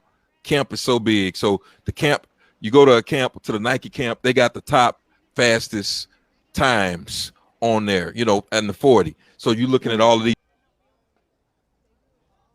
these backs, and if you're not in that top 30 backs, you're really not considered to be one of the top recruits. But when you watch the film, when you actually watch the tape, they jump off at you, and KG is like that. And from a recruiting standpoint, how do you guys approach who you're going to get and who you're getting ready to target? Just me personally, for a guy like KG, man, I see his film. His film is very explosive. Like you said, he's an explosive athlete, but it's just so many more variables when it comes to recruiting a kid like that. I want to go and I want to see him playing the game. I kind of want to see how he starts off in the first quarter. I want to see those plays he don't score on. I want to see how he plays in the right before halftime when he's a little fatigued. I want to see how he plays in the fourth quarter, how he comes out third quarter, how he's a leader on the field. It's just so many different things we look at. And even further towards there, I want to go see a practice. I want to talk to the head ball coach because, those guys can have some really, really good highlights. But, who are they playing? So it's so many kind of different things to look at. But a guy like KG, man, I think any coach would be would love to have him because he's going to test well. He's a hard worker. Just from what I've seen and just from the different things people told me about him, that guy, he's a ball player, and I feel like he'll be that way on any level. And if he doesn't get the chance to go to that Division I level, he'll make a big difference and probably be an All-American at a D2, D3, or any level of that sort as well, if he does not do that on a D1 level for sure. Yeah, so Todd, you kind of you went to SAGU, like you said, where you're at right now, and you were there as a player, but then very shortly after that, you transitioned into coaching. So that, which is an amazing thing, and I just want to know what was it like with that transition, being able to go from player and right into coach, and you're kind of looking at these dudes that are the same age as you, maybe just a little bit younger than you, and how you're able to relate to them. Yeah, I think it was just God, man. If you ever see me, man, I stand about 5'10", 5'10" and a half on a good day, and I play quarterback, So when I knew that in high school, I knew I had to be the smartest person on the field, So I studied harder, I worked harder, I did the little things to get me to play at the next level, and I knew that football was going to be my way out of the city, so I let that football take me to the next level of my career. So, I got here, I played 3 years. My first year I played behind CJ Collins, which he's from I think Whitney or Bosqueville. He played at Bosqueville, and he ended up playing up here. He was an All-American. He ended up going to the Packers, and now he's in the XFL. That was my roommate, and I played behind him my first year. next couple of years I played, got some wear and tear on my body, man, and I knew, I was getting old. So, my coach was like, man, look, I want you to come on my staff. It was coming to a point in college when I was a freshman leading quarterback meetings. I was in the film room with the coaches when it was just the coaches. I was breaking down, I was creating plays. I was doing this at a young age. So, like I said, my dad was a coach. Guys like Willie Williams, Don Hyde, Shane Anderson, Cameron Terrell, big Coach Terrell, those guys who kind of just spilled into me all these years allowed me to kind of have that mindset when I went to college, and it made the transition easily. So now it's like those guys who are the same age as me or even older than me that I'm coaching, they know I know my stuff. So when you know what you're talking about, people will listen. But if you don't know what you're talking about, it kind of has people like, I don't know about this guy. I know since I'm younger, I kind of got to do a little bit more. I kind of got to study more. I got to look more professional than other coaches, so just kind of get my name going and get it out there. If you was to talk to a young back today that maybe was not getting the recruit calls that he thinks he should get, he may feel like he was being looked over. What would you tell that young player? Man, I would tell them signing day doesn't mean anything. So many guys think about, I got to have an office I can sign on signing day. I can do this. I got to be this on signing day. Man, signing day doesn't mean anything because most scholarships are given out after signing day. When those guys they thought they were going to end up choosing another college, man, hard work will save your life. I live by that. I feel like work will save your life. You know what I mean? So when everybody goes out and party and doing this and doing that, go get that extra work in. Like me, like I said, my best friends were Brandon Benson, Paris Cobb, Wahid Muhammad, JoJo Ward. All these guys that you see are now Division I athletes, guys I grew up with. I knew, I didn't have the Baylors, the Oklahomas, the SMUs, the Tulsas. So I had to do a little bit more than them. On days they wanted to have off, I kind of had to put in some extra work. So I always tell those younger guys, man, separate yourself. What separates you from the next athlete besides you? You're going against people in Central Texas, but what also separates you on your team? I knew I was a quarterback, so I called it 5 and 5. I worked at 5 a.m., 5 p.m. So I tell those guys, man, just from my experience, like I said, I'm a 5'9" quarterback. I'm not supposed to be playing at the next level. But, it's just something about me that made me stand out, So whether it's your work ethic, whether it's your playbook, find something that makes you stand out. And once you get that opportunity to show, man, don't take it for granted at all because everybody doesn't get that opportunity for sure. So I always tell them to find a way to separate yourself when the opportunity comes. Yeah, Ty, man, we really appreciate you coming on here. Before we get you off of here, we got to get your Friday night prediction for what you think is going to happen tomorrow. Like you said, if anybody could know, it would be you, somebody that went to both of these schools. What do you think are predicting is going to happen tomorrow? I think Connally has a very explosive offense coming out. They got a new quarterback. I got a chance to kind of put my eye on them. I seen that young running back they got. Is going to put up some good numbers. Of course, Don Hyde, the defensive-minded guy, is going to come in with a scheme to kind of go against them. Coach Carpenter, Jermaine Carpenter been in that program for years, man, like I said. So he knows exactly how this rivalry is about to go. He knows the emotions of this game. So I'm expecting to see, how Connally's offense matches up against La Vega's defense. So I think if both of those teams play to the top of their ability, we'll have a great game, man. But to see who win this game, I don't know. I can't say, and I'm actually going to be down there recruiting. So like I said, it's going to be another bittersweet feeling for me just to see these people compete. These guys that I see playing were in junior high or even fifth and fourth grade when I was, back in high school. So, I'm kind of going to feel old a little bit when I'm on the sideline. But I think it's going to be a great game for Central Texas. And I hate that Corona came and, because I wanted it to be a packed house. But I know for sure, like, La Vega's defense and Connally's offense is going to be the main thing for tomorrow night. So I think we'll be in for a good one tomorrow. Well, Ty, thank you so much for stopping by, man. And you and your brother show a lot of character, and I'm sure you get that from your father. The way y'all carry yourselves is very professional. And it shows a lot of that hard work ethic.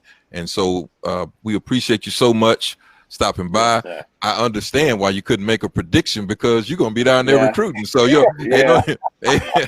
but thank you. If you ever need anything platform wise at Syntech Sports, man, we right here.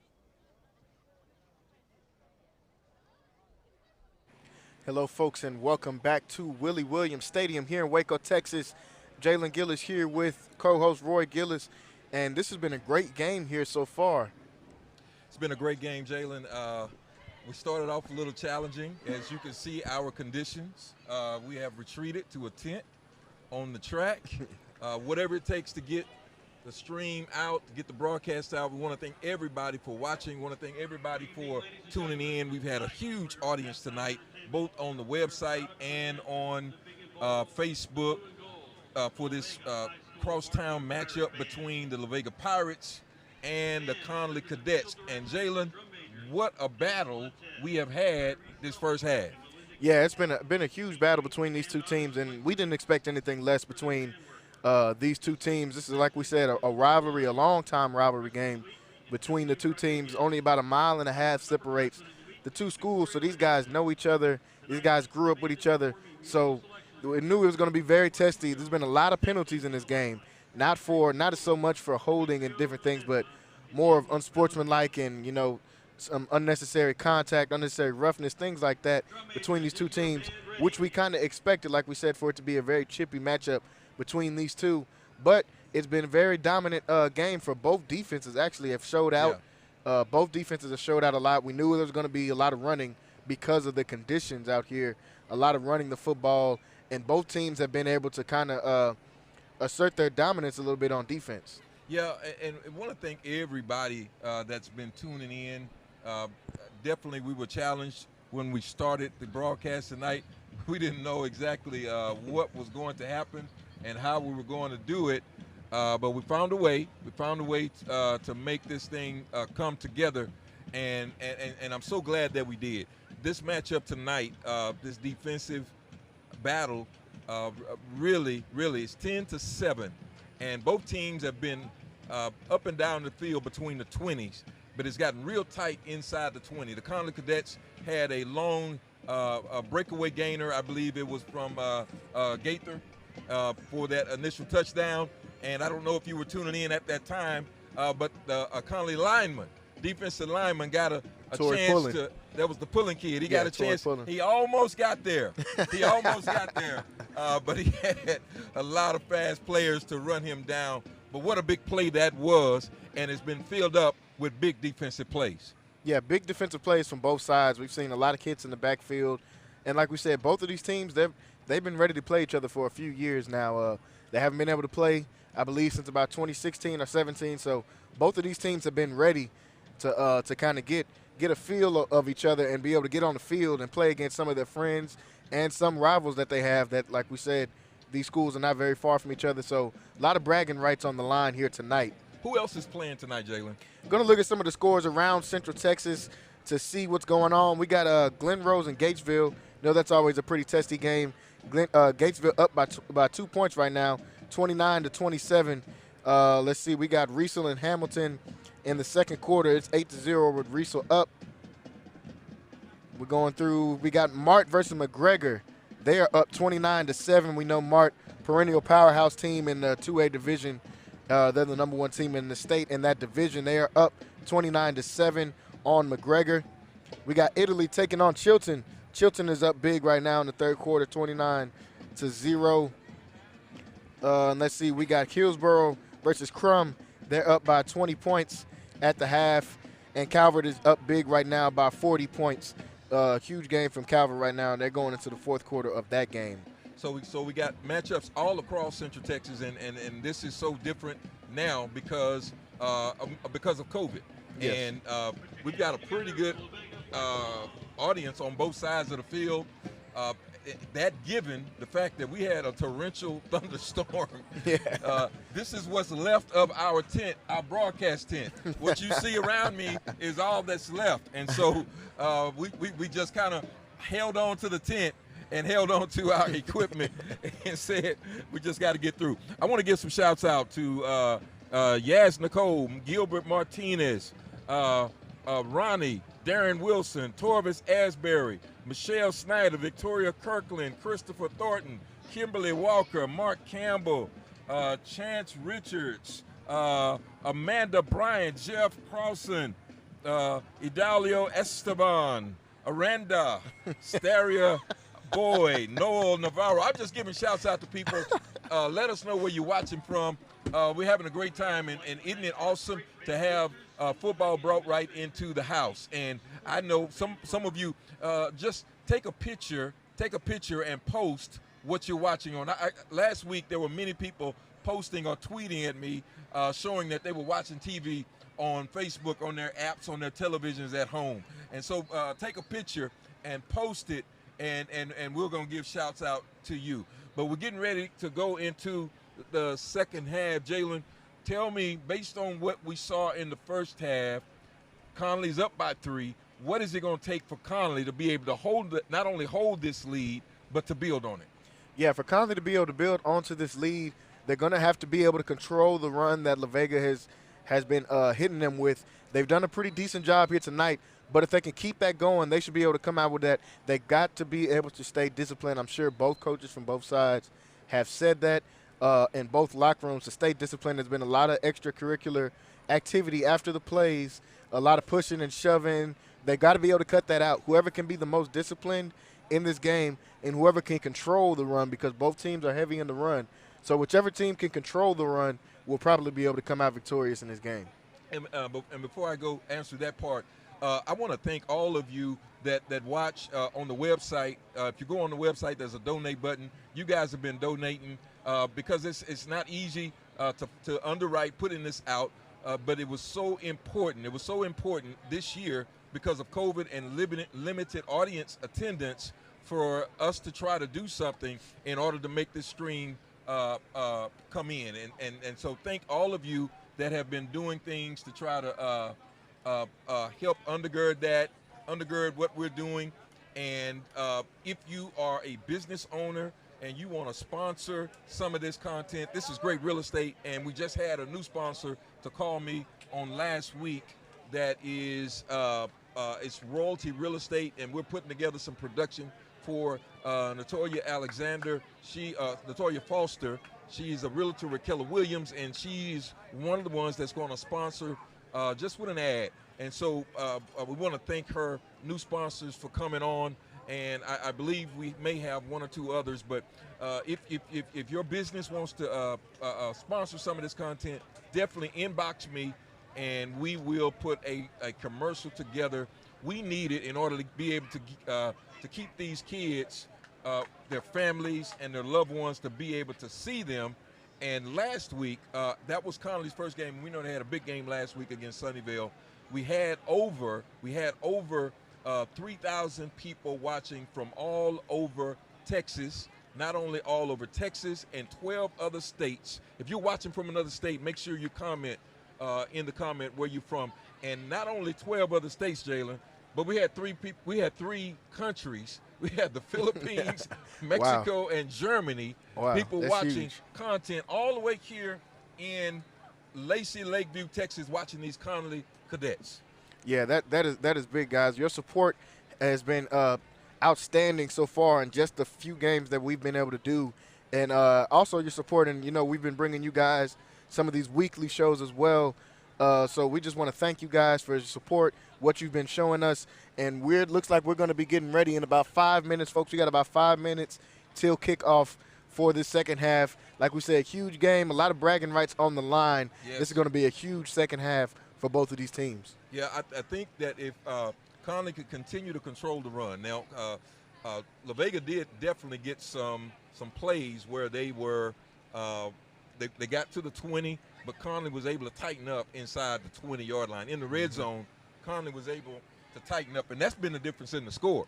La Vega has moved the ball, but Connally has come up with some key stops and turnover to really separate themselves by this 3 points that we have. But I know because of this rivalry, 3 points is not enough tonight. No, it's not. It's not enough, but we need to be able to build on that lead. I'll tell you what I'd like to see, and I talked about it in some of the shows this week, and definitely you mentioned that, Jalen. But we showed a little bit of that with Ty coming on, former Connally player. Make sure you're checking out that content we're putting out about sports in Central Texas.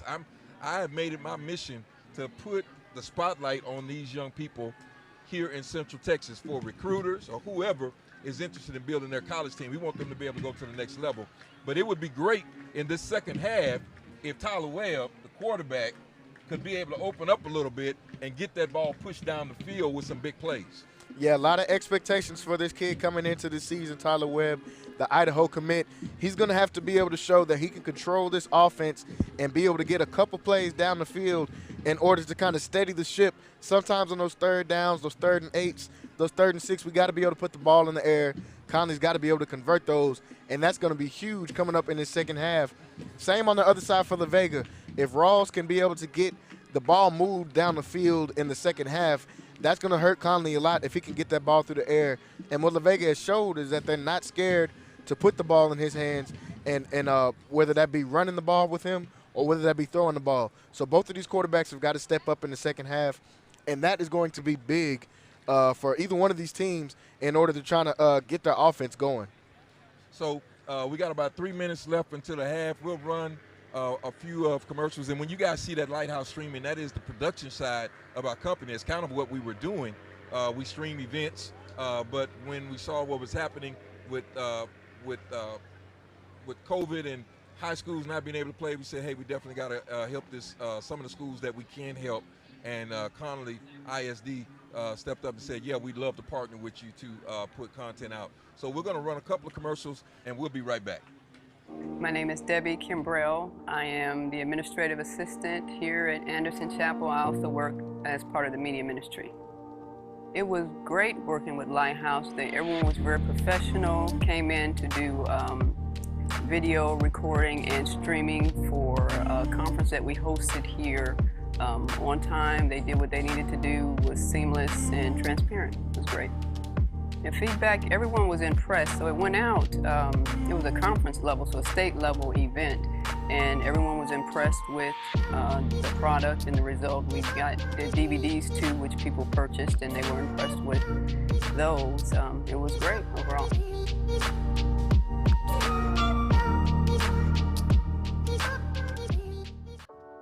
In the mood for great tasting fried chicken? Well, look no further. Bush's Chicken on China Spring Road has you covered. Whether it's the mouth-watering tenders, crispy fried chicken, macaroni and cheese, or sweet tea, Bush's Chicken voted the best tasting chicken in Waco for 2 decades. Stop by and tell Sharon that the guys from Centex Sports Network sent you over. Bush's Chicken, the best tasting chicken with all the fixings.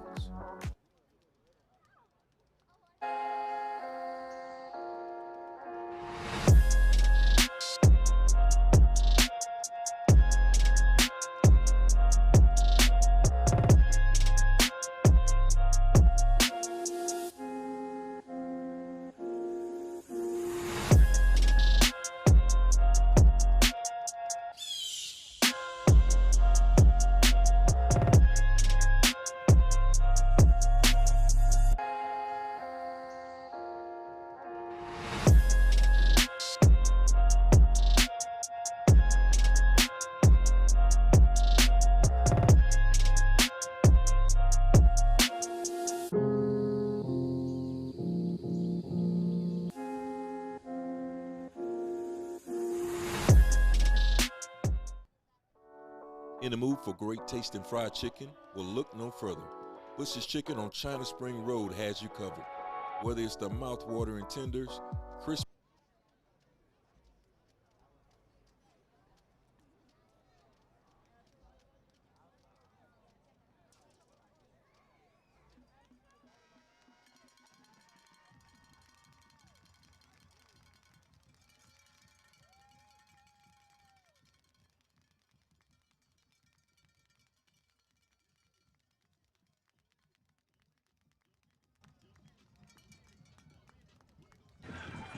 Well, folks, we are getting ready for the second half of football in this rivalry game between the Connally Cadets and the La Vega Pirates. We are getting ready for the kickoff, start of the second half, and like we said, we want you guys to comment where you guys are watching from. We got some people on here from all over the place. We got Cortland White from Nacogdoches, Texas. We got Jacksonville and Arkansas in here. We got Ricky Horn from Chama, New Mexico. We got, let's see, we got Karen Rayner watching from Pflugerville. We got people from all over the place, guys. We got Amy Tucker watching from the DFW. We want you guys to keep commenting.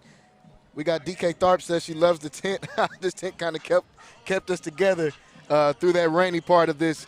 Thank you guys. Thank you guys for watching. Get ready for a great second half of football, guys. We're getting ready for kickoff here shortly. Both of these teams are out of the locker rooms, lining up and getting ready to play some football. Second half of football coming up.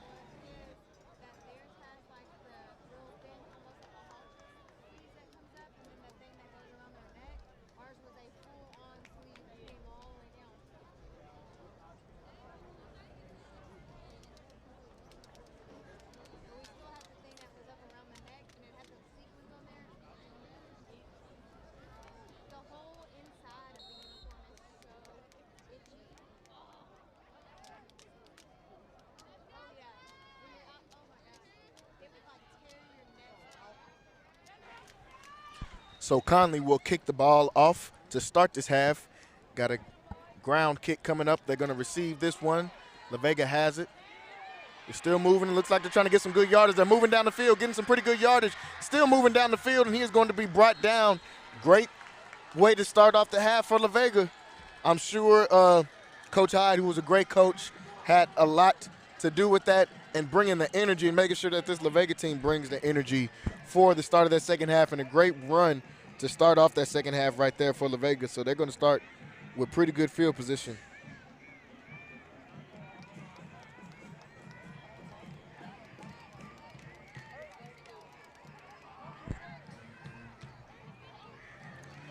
So 1st and 10 for La Vega as they're going to start out in great field position in Connally territory already to start the second half. 1st and 10, the ball is on the 39-yard line. Rawls is going to get this one handed off to Walton. Brought down. Good tackling once again from this Connally defense. We've seen that all night.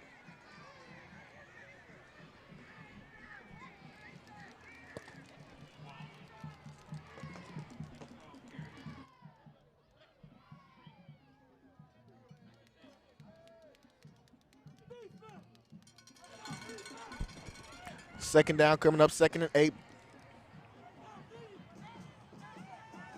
This one is going to be another handoff. This one to Walton, and Walton gets loose. He's still moving down the field, and this one is going to be a touchdown. So just 2 plays for La Vega, and Walton has got La Vega in the end zone. We knew that this team, state championship built, was going to be ready, and they came right out the half swinging. Came right out of the half swinging, and they got a quick score.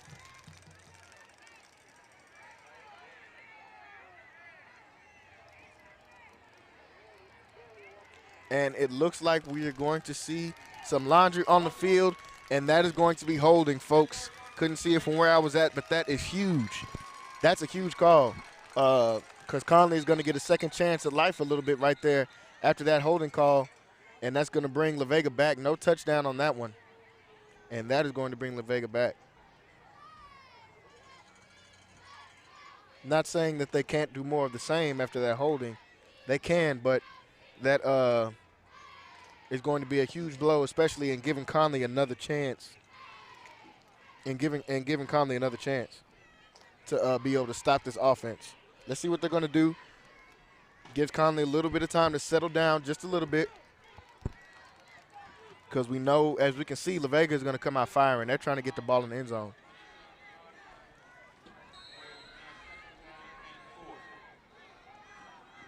So after that holding is going to bring it back. It's going to be 2nd and 4. The ball is going to be on the 27-yard line for La Vega after that touchdown was just called back.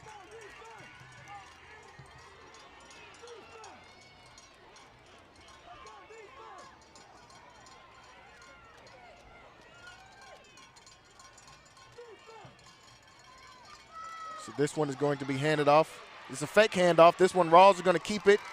Good discipline right there from Connally to be able to sneak that out, get over there and make that tackle on Rawls. And now Rawls is down. We're going to see So we're going to see the injury teams come out. Rawls is still down on the ground. Looks like we're going to have an injury timeout. That is Rawls on the ground. We'll be right back after injury timeout.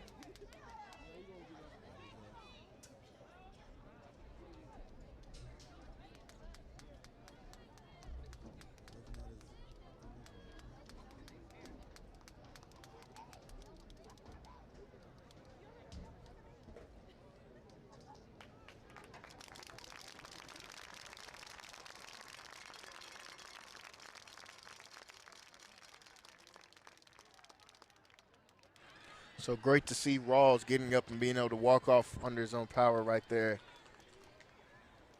Never want to see something like that. No injuries, especially not this early in the season. Want to see how the Vega is going to be able to rebound. Not sure what the injury was. He was able to get up and walk off under his own power. So that is always a good sign.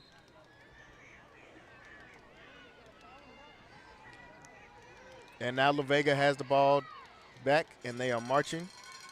Ball is on the 23-yard line. It's a first down. This one is going to be a handoff up the middle.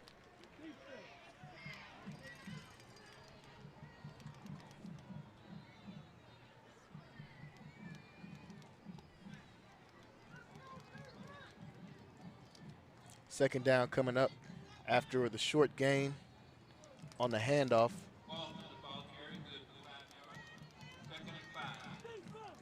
That was Walton with a 5-yard carry. Now 2nd and 5 coming up. They're going to hand this one off. Walton making a couple people miss. He is still moving, and he is going to be brought down out of bounds. So Walton's been running hard all night.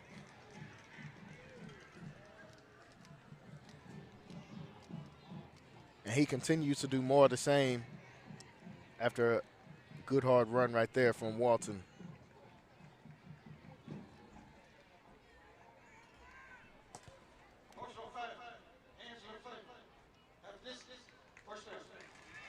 And that foul is going to be a personal foul against Connally. Illegal hands to the face, half the distance to the goal. And that is going to bring La Vega up inside the 5-yard line. I believe that's going to put them on the 4-yard line with a first down. So La Vega in scoring territory. The ball is on the 4-yard line.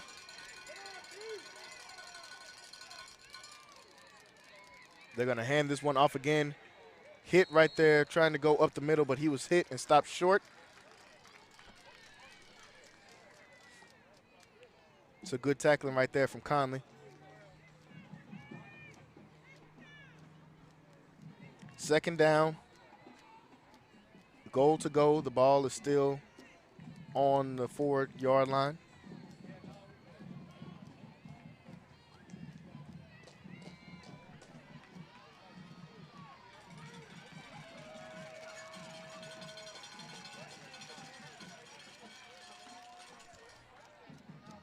So they're going to hand this one off again on second down. And they're fighting. Looks like they're not going to get enough. Yeah, it's going to be short once again. So third down coming up, big third down play. Even though I'm sure this is going to be 4-down territory for the Pirates, but a huge third down play. Let's see if Connally can try to keep them out of the end zone against this huge offensive line that La Vega's got.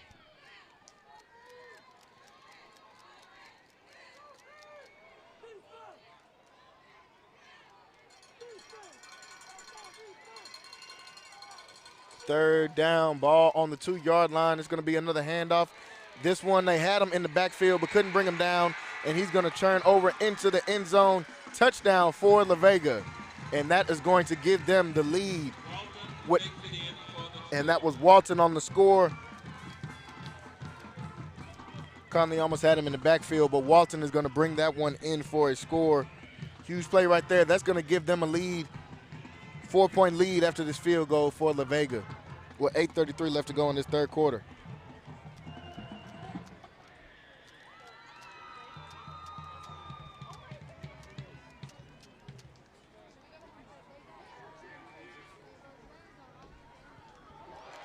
And it looks like the field goal was either blocked or this one was just a bad kick attempt. So just a 3-point game still. That's pretty major. That's pretty major. The field goal was no good. So with 8:33 left to go in this third quarter after the La Vega touchdown, La Vega is up by 3 points against the Cadets. 8:33 left to go, and we'll be right back.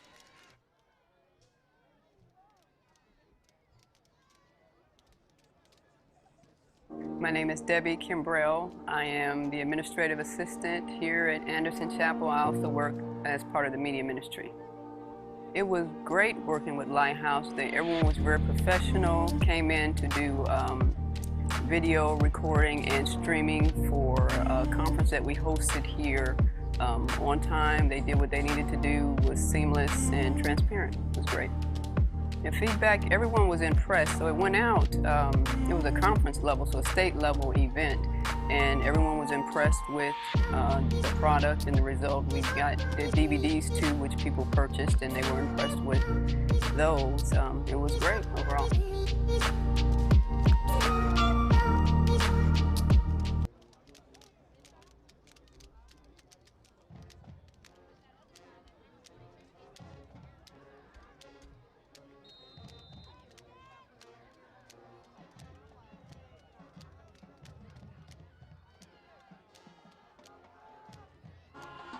And we are back, folks, for the kickoff after that La Vega touchdown.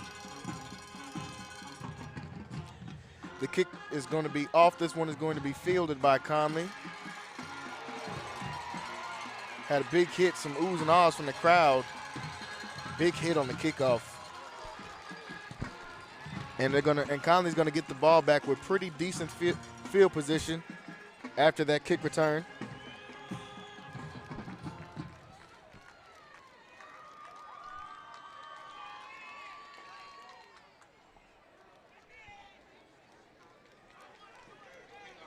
So last time we saw this Connally offense, they didn't have very much success. They've kind of struggled just a little bit. The offense has struggled outside of the 68-yard run by Gaither. The offense has struggled a little bit, and then they were put in good field position after a pick. So Conley's going to be looking to get their offense going. Let's see what Coach Anderson has these guys doing coming out of the locker room. So this one is going to be a handoff to Gaither up the middle. Pretty decent run for a gain of a couple yards.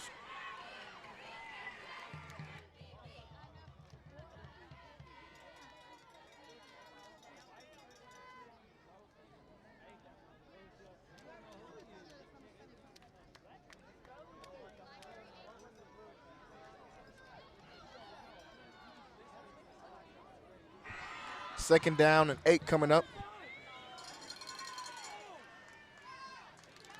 Connally going to stay in the 2 wide receiver set.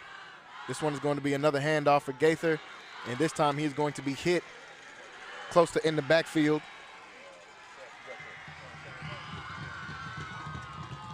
So not much success once again for Connally, and it looks like we're going to have a timeout. Coach Anderson is going to use his first timeout after that one. his first time out of the half after that hit in the backfield. It's going to be 3rd and 11 when we come back, folks. The ball on the 37-yard line. 7:23 left to go in the quarter. My name is Debbie Kimbrell. I am the administrative assistant here at Anderson Chapel. I also work as part of the media ministry.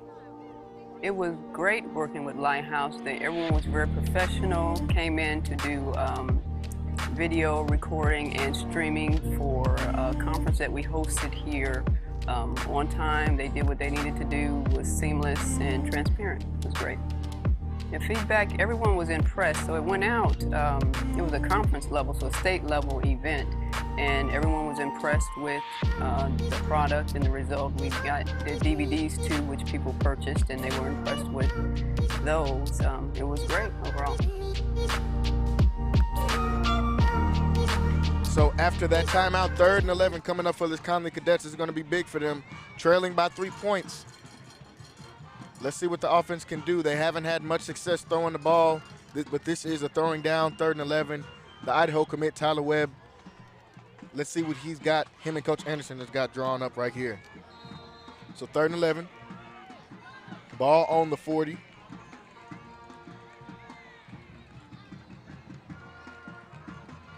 And this one is going to be a direct snap to Gaither. He tries to go up the middle of the field, but this one is going to be stopped short of the first down marker.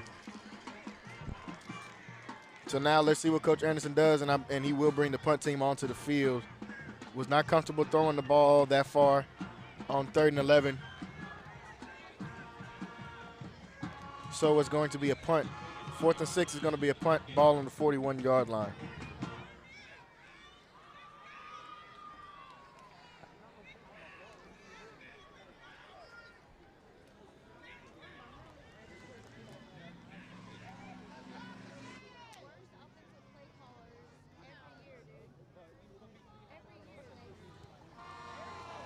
And this kick is going to be off and fair caught. Almost muffed right there, but fair caught right there by Rogers. And the Vegas offense will take the field once again. 6:40 left to go. 6:40 left to go in this 3rd quarter. La Vega has the lead, and now they have the ball. And this is where La Vega usually tries to take games over coming out of the half. But let's see if Connally can respond. They're going to need some big stops here by their defense. They're going to start off. They're going to be on the La Vega 35-yard line, 1st and 10.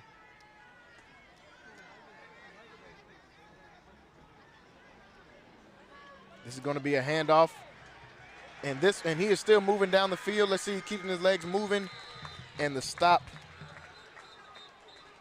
Big run right there from La Vega to come out on 1st down. But there is a flag on the field. They've seen a lot of holding by this line. Let's see if that is what it's going to be again tonight.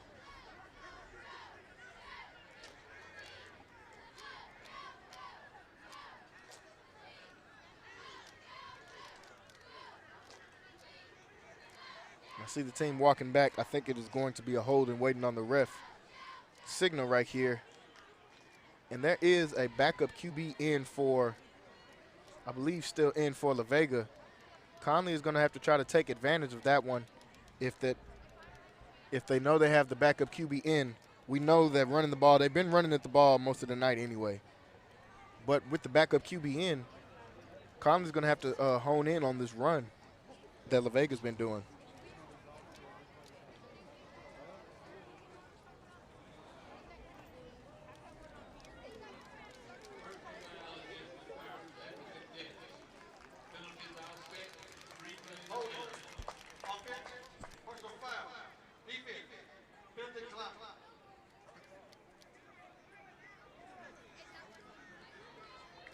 So it looks like they're going to have offsetting penalties and replay the down. So 1st down, 1st and 10 for La Vega. They're going to hand this one off again. This time to 23, and he does more of the same right there. Good run once again.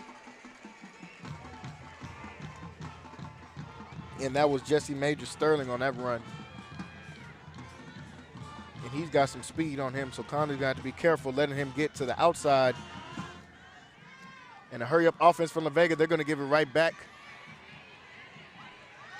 He gets this one once again, and he's going to get this one up enough for another La Vega first down. So that's 2 back-to-back.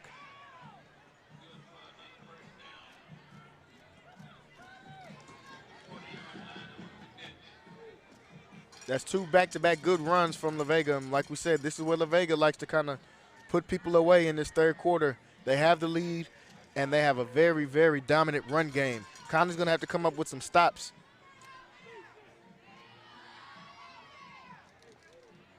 They hand this one off once again. Not really much of a gain on that play. And we're going to see some more flags. And I think this one might go against Connally. Like I said at halftime, it's going to be about who can be the most disciplined in this game. Who can be the most disciplined in this game is probably going to determine the victor.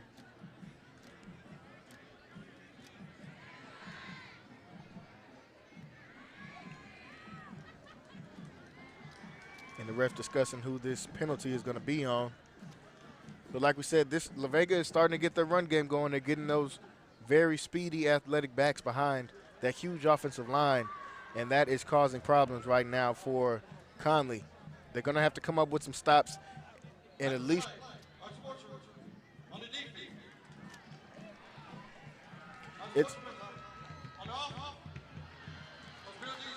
and it looks like they're going to have offsetting penalties once again. That's about the 3rd or 4th time that these teams have had offsetting penalties. It was unsportsmanlike on the defense and the offense. That's the 2nd time on this drive alone that they've had offsetting penalties. So maybe more like the 5th or 6th time that they've had those type of penalties. And both crowds are booing the ref, not really liking, not really agreeing with the call about the offsetting penalties, especially La Vega side didn't really think they did anything wrong.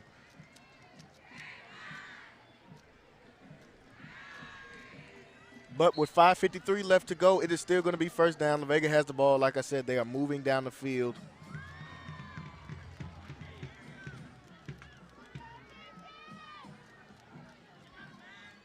Looks like the ref's still discussing. They haven't blown their whistle to resume play yet.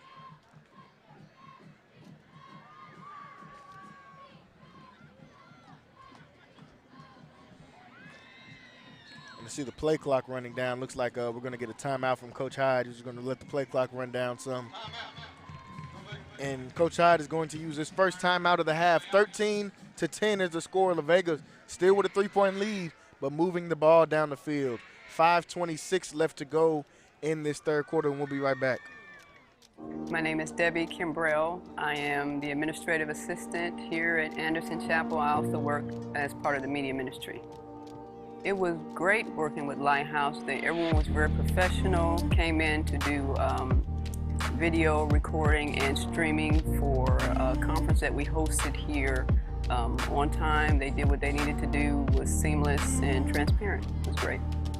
And feedback, everyone was impressed. So it went out, it was a conference level, so a state level event. And everyone was impressed with the product and the result. We got the DVDs too, which people purchased, and they were impressed with those. It was great overall.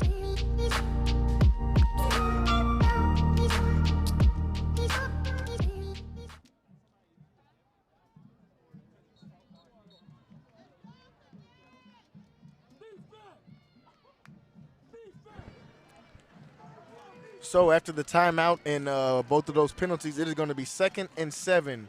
The ball is on the 37-yard line. La Vega has it with 5:26 left to go in this third quarter.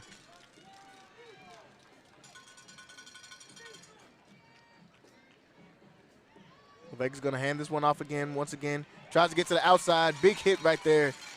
Good tackling once again from this Connally defense. And that's going to bring up a much-needed third down for this Connally defense. Let's see if they can capitalize on having this third down.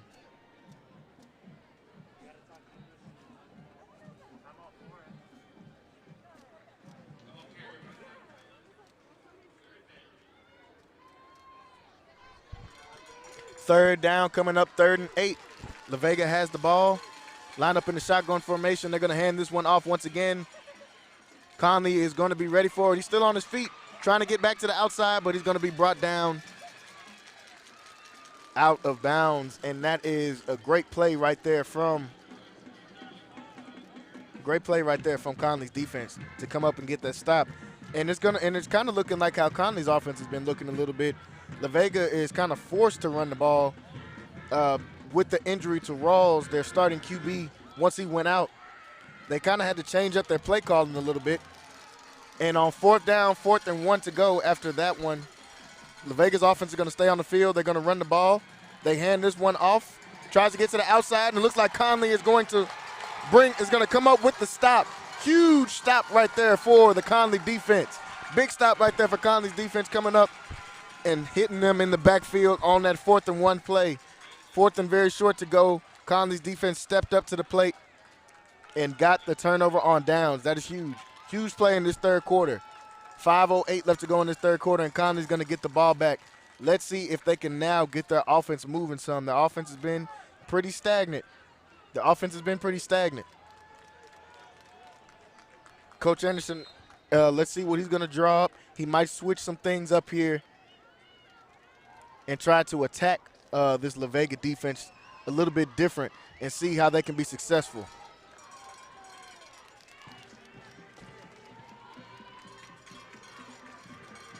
Conley going to line up, two wide receiver set, and Webb is going to drop back this time. He lets this one fly. He's going to let it fly this time, and this one is going to be intercepted.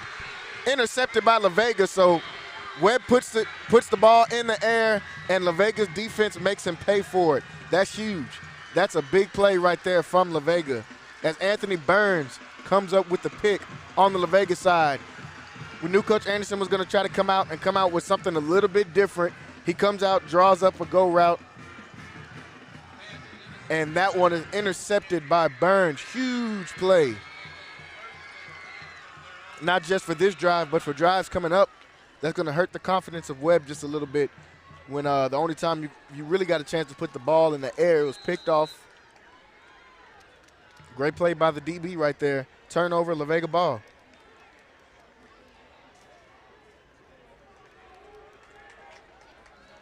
And now Conley's defense will be back on the field going against this strong run game of the La Vega Pirates. So ball on the 23-yard line, 1st and 10. La Vega has the ball. They're going to hand this one off to Walton. Walton is running in between the tackles, and this one is going to be stopped after a good gain. That's going to bring up 2nd down and short.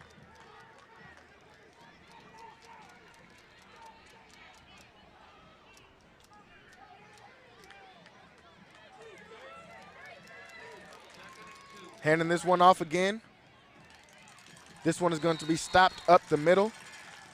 Both teams still got a lot of chippiness going on that line of scrimmage between the front 7 of Conley's defense and his offensive line of La Vega's offense.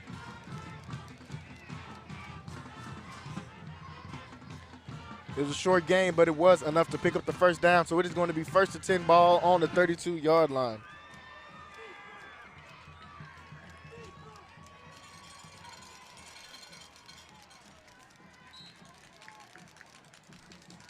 Play clock is rolling. 4:25 left to go in this third quarter. La Vega up by 3 to have a 1st down ball on the 32-yard line. This one is going to be a QB keeper. Picks up some good yardage, so they're running that zone read. Different QB, same results. They're keeping it down to running that zone read. 2nd down and 7 coming up.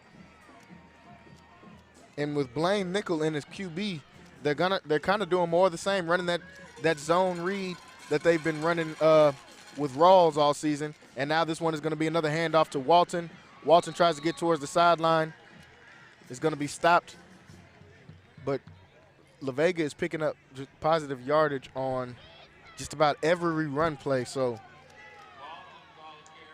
they're making it real hard on this Conley defense after they pick up another 1st down.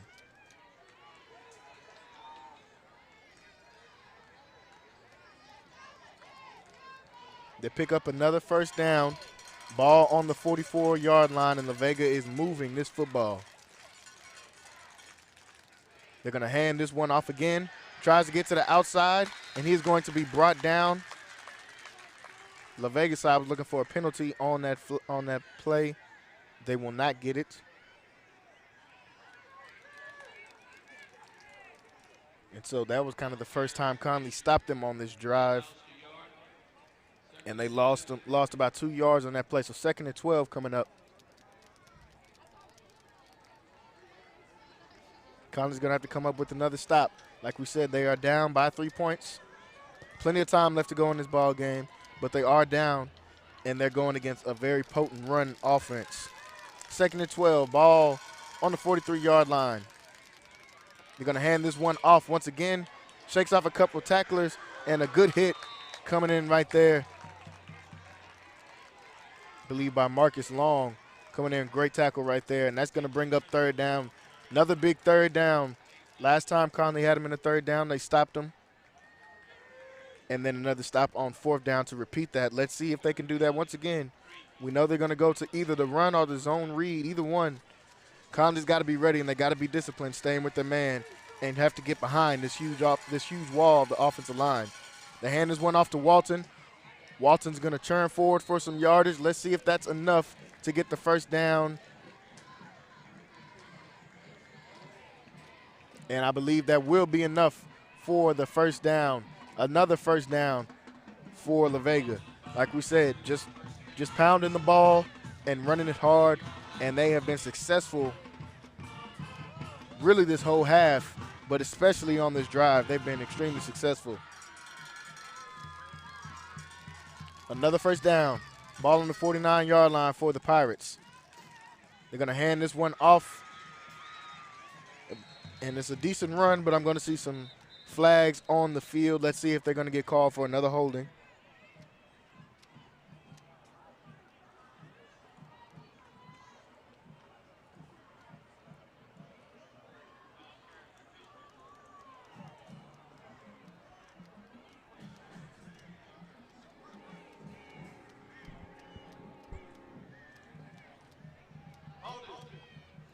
And it will be holding on La Vega. That is a 10-yard penalty, and that is a much-needed breath that Connally needed right there.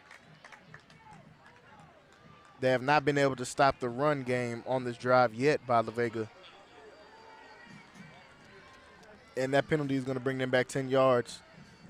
And that's going to be big for Connally. Let's see if they can capitalize. They can't give the yards right back with the run. Let's see if they can capitalize and stay disciplined and stay down on their people. So 1st down coming up. They're going to hand this one off, and they try to get him in the backfield. A couple missed tackles, and he gets forward for just a few yards. It's going to bring up 2nd and long.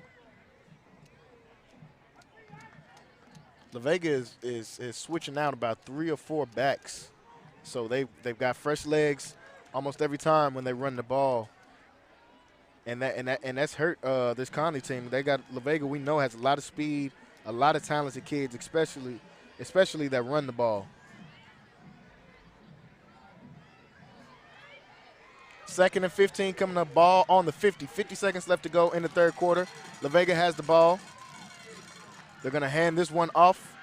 And let's see, they're going to try to bring him down close to the backfield. So short yardage picked up, and it's going to be 3rd and long.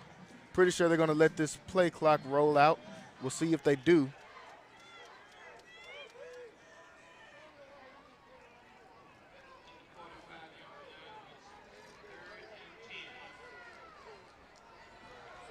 It's going to be 3rd and 10. La Vega might just let this run out and go to the 4th quarter, and I believe that is what they're going to do. So we got a huge big-time matchup here in Waco, Texas. Number 7 Connally taking on the number 3 La Vega Pirates in this rivalry game. The score is 13-10. That is going to be the end of the 3rd quarter, folks. 13-10 is the score. We are getting ready for a very exciting 4th quarter. Stay tuned to Syntex Sports, and we will be right back.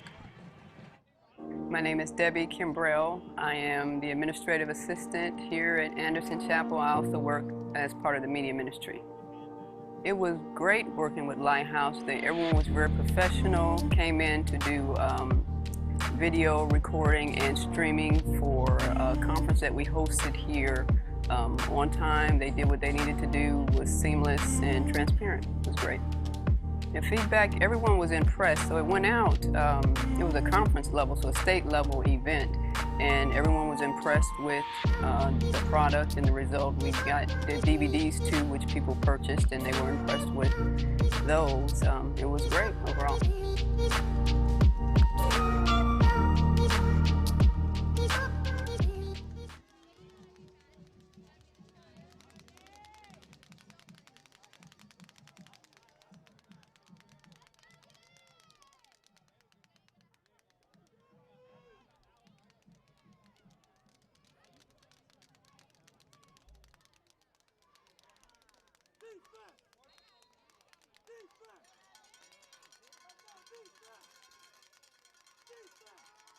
So back to the action here on a big third down play. La Vega is moving the ball. They run the ball. Let's see, do they get enough to pick up the first down on a big third down play right there, and I believe it's going to be short. Fourth down coming up, but it's going to be fourth and short.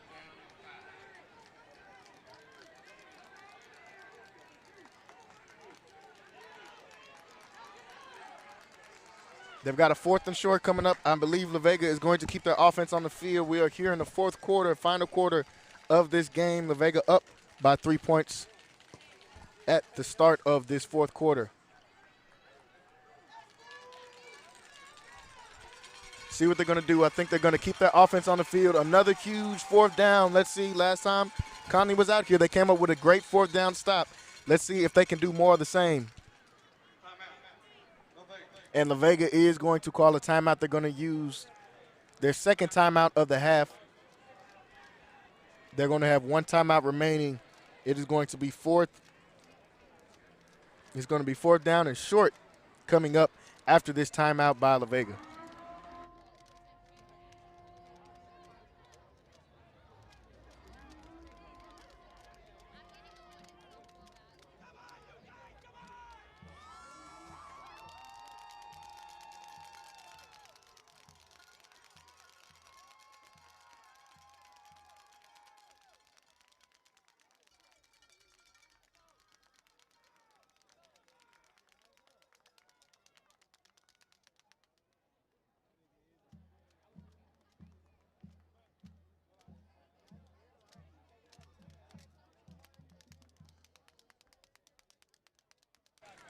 Back to the action here, Willie Williams Stadium. Huge fourth down conversion coming up for both of these teams. It is fourth and short. La Vega is up by 3 points. Connally trailing right now. They need this stop. Fourth down. And it looks like they're going to punt this one off instead. They were thinking about keeping the offense on the field. They're going to punt this one instead. And that's going to give the ball to Connally. Start of the fourth quarter, Connally trailing by 3. Last time we saw this offense out, they tried to come out with a quick hitter. Tyler Webb threw the ball down the field. It was intercepted. So now with 11:46 left to go in the game, Connally's going to have to pull out all the tricks on offense, get down the field, and see if they can either tie this game up or if they can tie this game up or maybe at least take the lead. So they're going to start backed up against their own end zone, 1st and 10. Ball on the 8-yard line. They're going to hand this one off to Gaither. He's going to pick up some decent yardage on first down.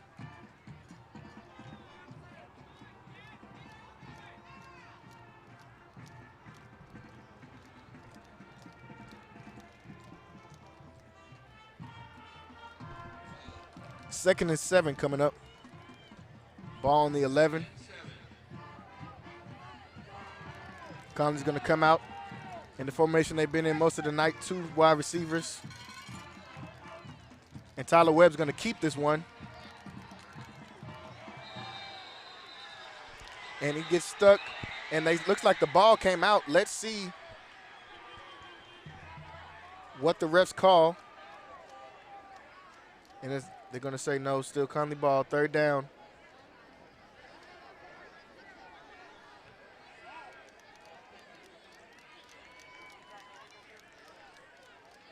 Still Connally ball. It's going to be third and short after the run by Webb.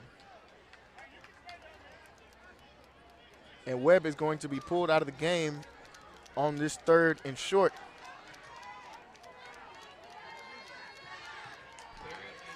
Third down, 3rd and 3. Big conversion needed right here from Connally. She's going to be a QB keeper. And let's see if they pick up enough for the first.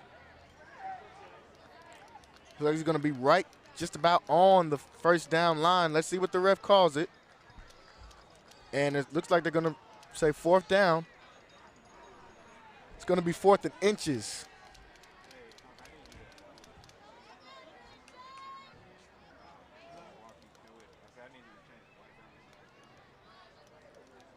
Looks like they might bring the chains on the field to measure this. Not sure. Coach Anderson's on the field telling them they should measure this. And it looks like they will. They're going to bring the chains out. They bring the chains out to measure this. And it is going to be 4th down in inches after they bring the ball out to measure it. 4th and inches. It's a huge play right here coming up for Connally. This is going to be big. 4th and inches. They are backed up in their own territory. They need to get their offense rolling. It is 4th down.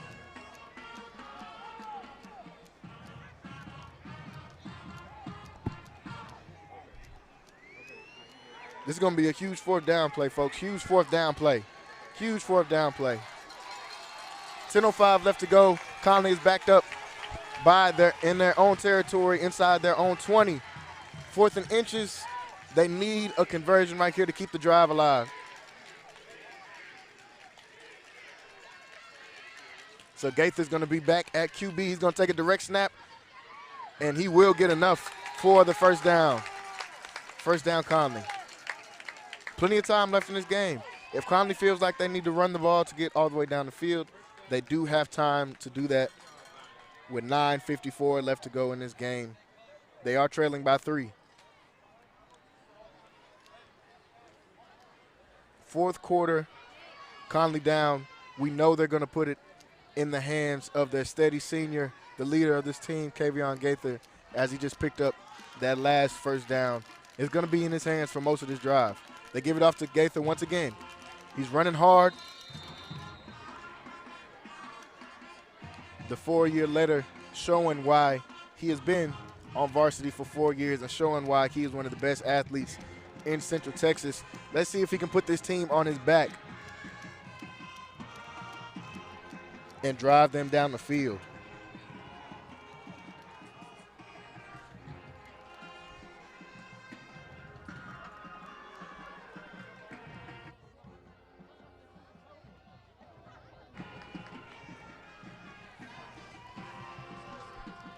Second down, 2nd and 8, ball on the 23-yard line.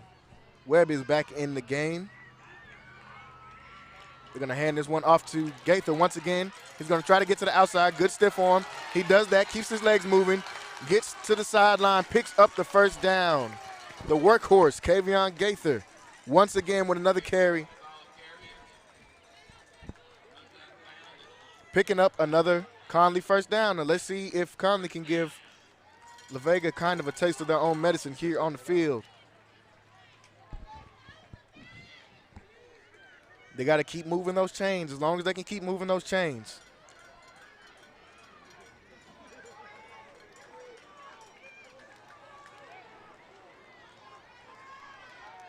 Both of these fans cheering for their team. If you're watching the stream, make sure you guys are doing the same.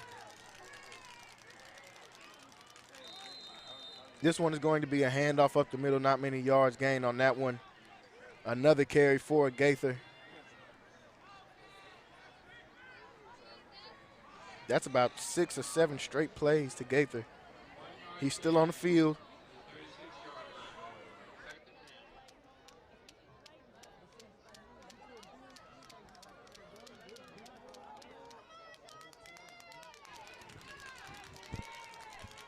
2nd and 9. Gaither still staying in the game. We got a man in motion.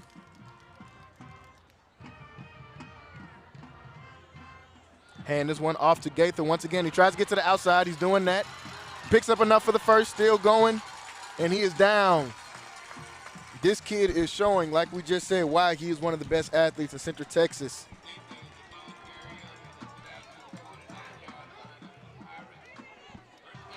Another first down for Kavion Gaither.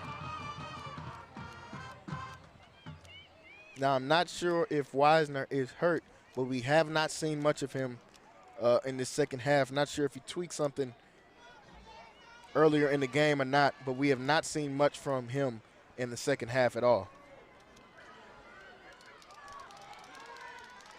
So first down, ball on the 49-yard line. Connolly's moving the ball down the field. This one is a QB keeper from Webb. Decent run gain right there from the QB, Tyler Webb. As Gaither is on the sideline getting a breather, getting a drink of some Gatorade. And he has definitely earned that.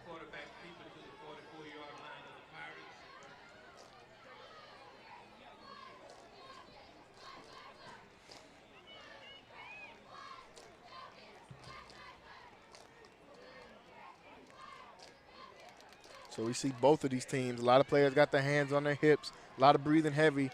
This is when that discipline that we talked about is going to come in for both sides, for La Vega and for Connally.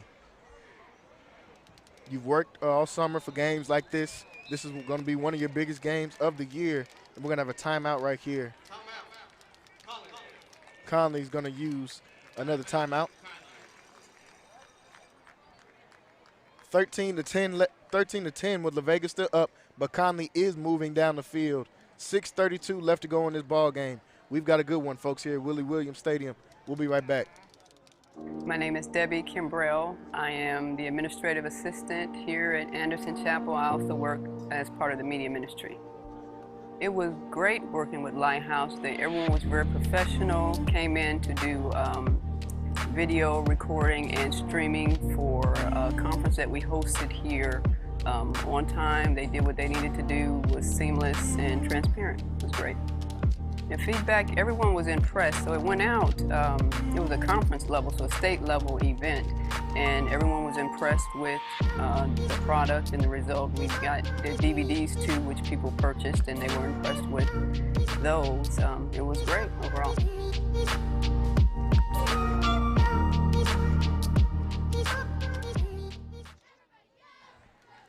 So after the timeout, 6:32 left to go in this ball game. Connally trailing by 3 points, but they are moving down the field. It is 2nd down and 4. Ball is on the 43-yard line. Tyler Webb in the QB. We see Gaither back on the field. They're going to hand it back to Gaither. Gaither showing good vision right there, picking up some good yardage.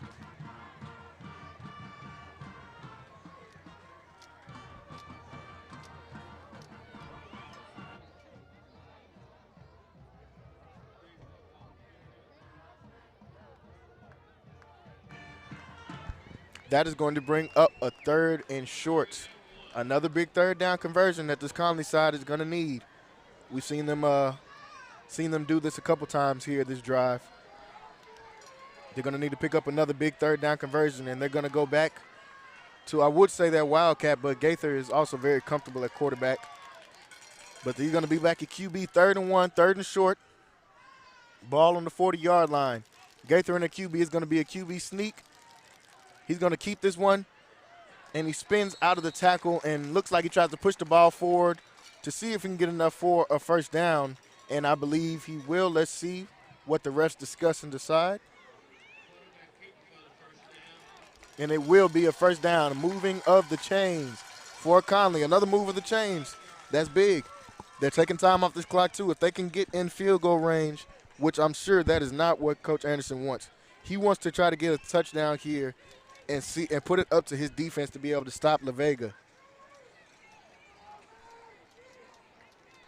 1st and 10, ball on the 38-yard line. Gaither's going to stay in the QB. Gaither keeps this one. It's going to be a direct snap to him. We've seen him, the workhorse of the night. He had over 30 carries last week. I'm sure he's well on his way to, if he hadn't already passed 30 carries tonight. Now Webb is going to come back in.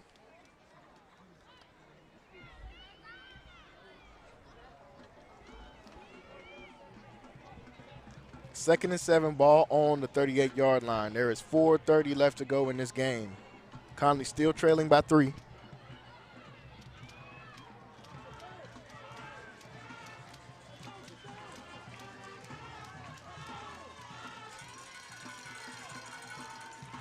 Second and 7, another handoff to Gaither. He's trying to follow behind his offensive line, which is another good offensive line. We've talked a lot about the La Vega offensive line, but this Connally offensive line is pretty good as well. And Gaither is really pushing through here in this fourth quarter. It's going to be 3rd and short, and he's had a lot of carries tonight. He's played on defense as well, so he's got some pretty tired legs. But Coach Anderson is leaning on him to be that workhorse, kind of like what we've seen from last year with Sunday. Gaither has been able to take that workload so far at the beginning of this year. 3rd and 3. They're going to hand this one off to Gaither once again. He is going to be hit in the backfield on this one. La Vega was very ready for that, which I'm sure, Gaither's got the ball on every play besides 2 plays on this drive. He's got the ball, so I'm sure they were going to be ready and looking for him. Now this is huge. 4th and 4. 4th and 4, just 3 minutes left to go in the game. Connally has the ball. They are on the 33-yard line. I'm not sure they trust their kicker to kick that far. Not sure they trust their kicker to kick that far. So on 4th and 5, it's going to be 4th and 5. 5 yards to go. This is the biggest play of the game. Coach Anderson is going to need a timeout right here. Biggest play of the game. Down by 3. Connally has the ball. It is 4th and 5. 2:45 left to go in this game. We'll be right back. My name is Debbie Kimbrell. I am the administrative assistant here at Anderson Chapel. I also work as part of the media ministry. It was great working with Lighthouse. Everyone was very professional, came in to do video recording and streaming for a conference that we hosted here on time. They did what they needed to do, was seamless and transparent. It was great. And feedback, everyone was impressed. So it went out, it was a conference level, so a state level event. And everyone was impressed with the product and the result. We got the DVDs too, which people purchased, and they were impressed with those. It was great overall.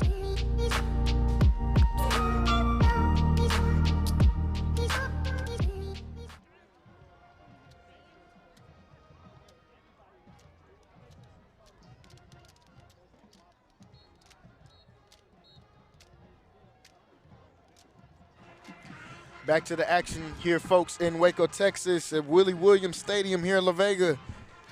We've got a great game going on, and we got the biggest play of the night so far. 4th and 5. 4th and 5. Connally is going to need a conversion right here to keep their hopes of winning this game alive. They are trailing by 3 points. 4th and 5. Folks, it cannot get any bigger than this. Gaither is going to be back at quarterback. He's going to try to take a direct snap. He does just that. He kind of waits patiently. He's moving. He does not get there. He is stopped by this La Vega defense. He is stopped by this La Vega defense. Huge play from La Vega, and that is going to be a turnover on downs. Biggest play. That was the play of the game, folks. That was the biggest play of the game. With 2:39 left to go, that kind of stopped Connally right there and stopped and really put a damper on their chances of being able to come down and score right here. Now they've got, I don't think they have any timeouts remaining as well. Coach Anderson used that final timeout. So If La Vega gets just about a first down, that's gonna be just about it for this Connally team. They hand the ball off, and they pick up some pretty good yards there from Walton. Not surprised by that one at all. Like, and this La Vega's offense got some fresh legs, been on the sideline since the beginning of this fourth quarter.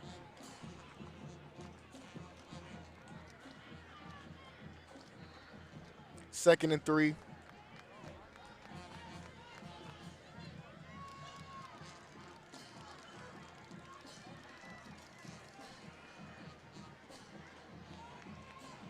Another handoff right here. This one is going to be, I believe this one is going to be enough for a first down.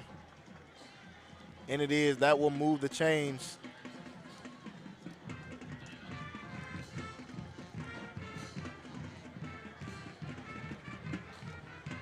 That will move the chains. That will be a first down for this La Vega team. So that's pretty much going to just about do it, folks, here Willie Williams Stadium. A big game we seen coming down to the wire, just like what we thought it would be, coming down to the wire between these two teams, Connally and La Vega. Like we said, a big rivalry game. It always is between these two teams. Both fans came to show up and support both of these teams. La Vega's going to use their timeout. With about 1:22 left to go in this game, La Vega up by 3, getting ready to put this game away. La Vega coming in to put this game away in the final minute of the game. Hard-fought game between both of these teams. Neither one of these teams have anything to be mad about, as both of these teams are great teams. La Vega, like we said, a top 3 team in the 4A Division I, and Connally, a top 10 team in 4A Division II.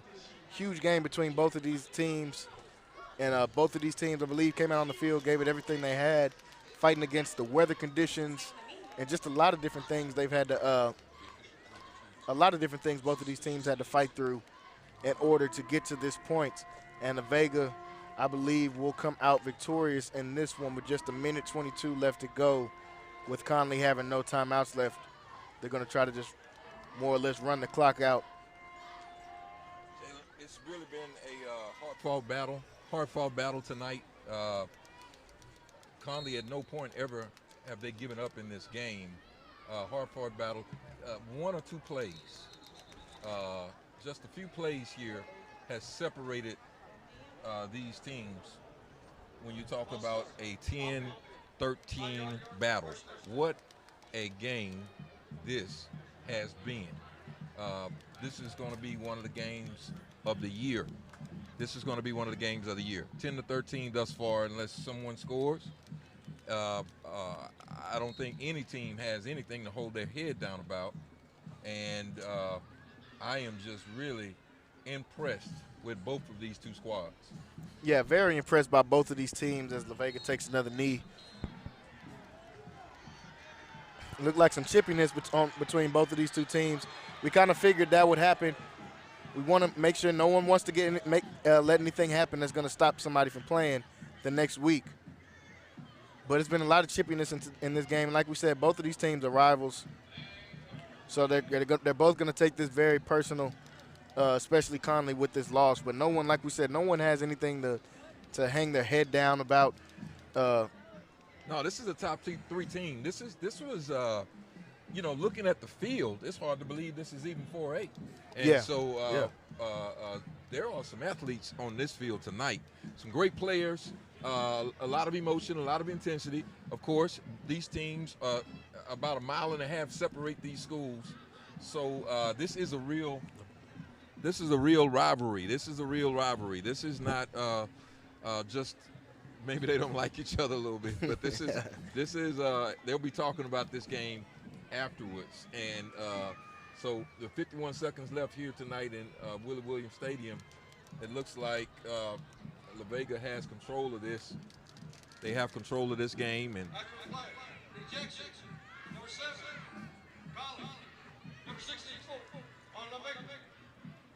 So you got some ejections that'll happen. Yeah, we got Wiggins is going to be ejected for Connally after that last little stir up between the two teams. You never want to see that, especially not at the end of a game. You don't want to do anything that'll keep you from playing in the next game. So you definitely don't want to see that. Coach Anderson was pretty hot about that.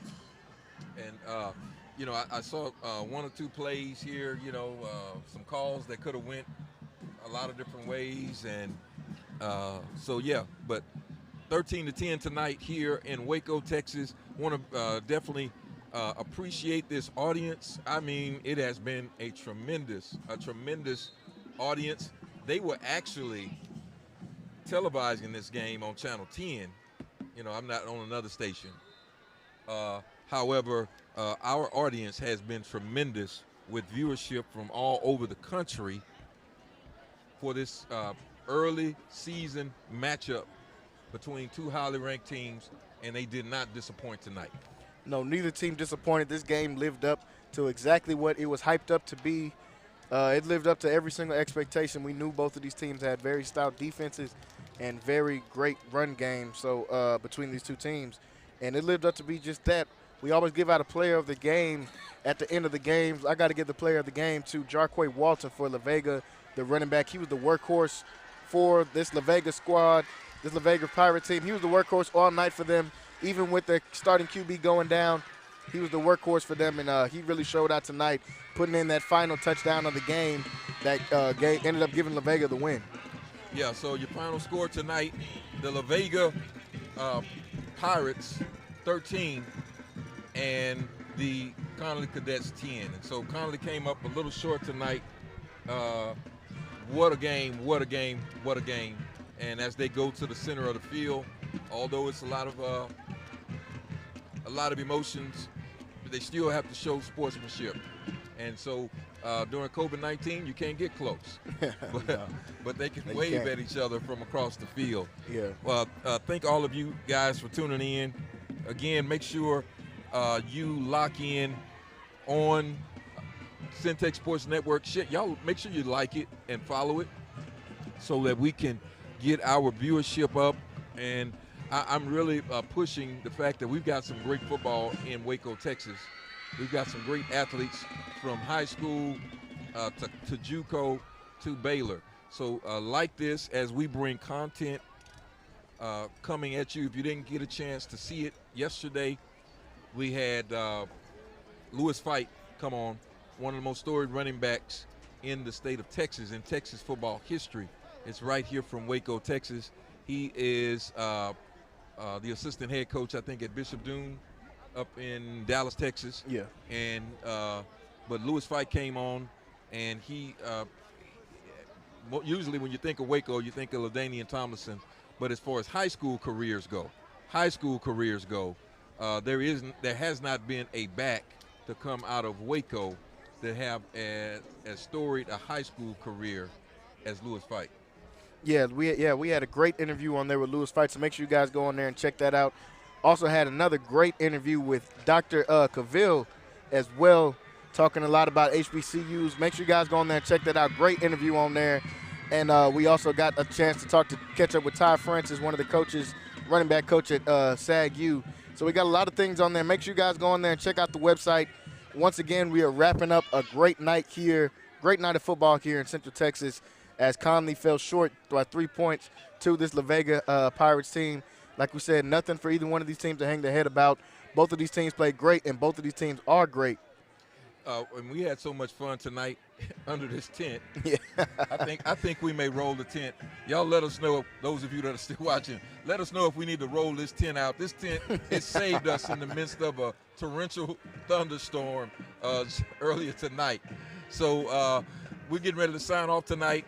I am Roy Gillis here with Jalen Gillis, doing an excellent job on play-by-play, keeping us locked in from Willie Williams Stadium tonight. Again, Connally fell a little bit short, losing to the number 3 ranked La Vega Pirates, 13-10.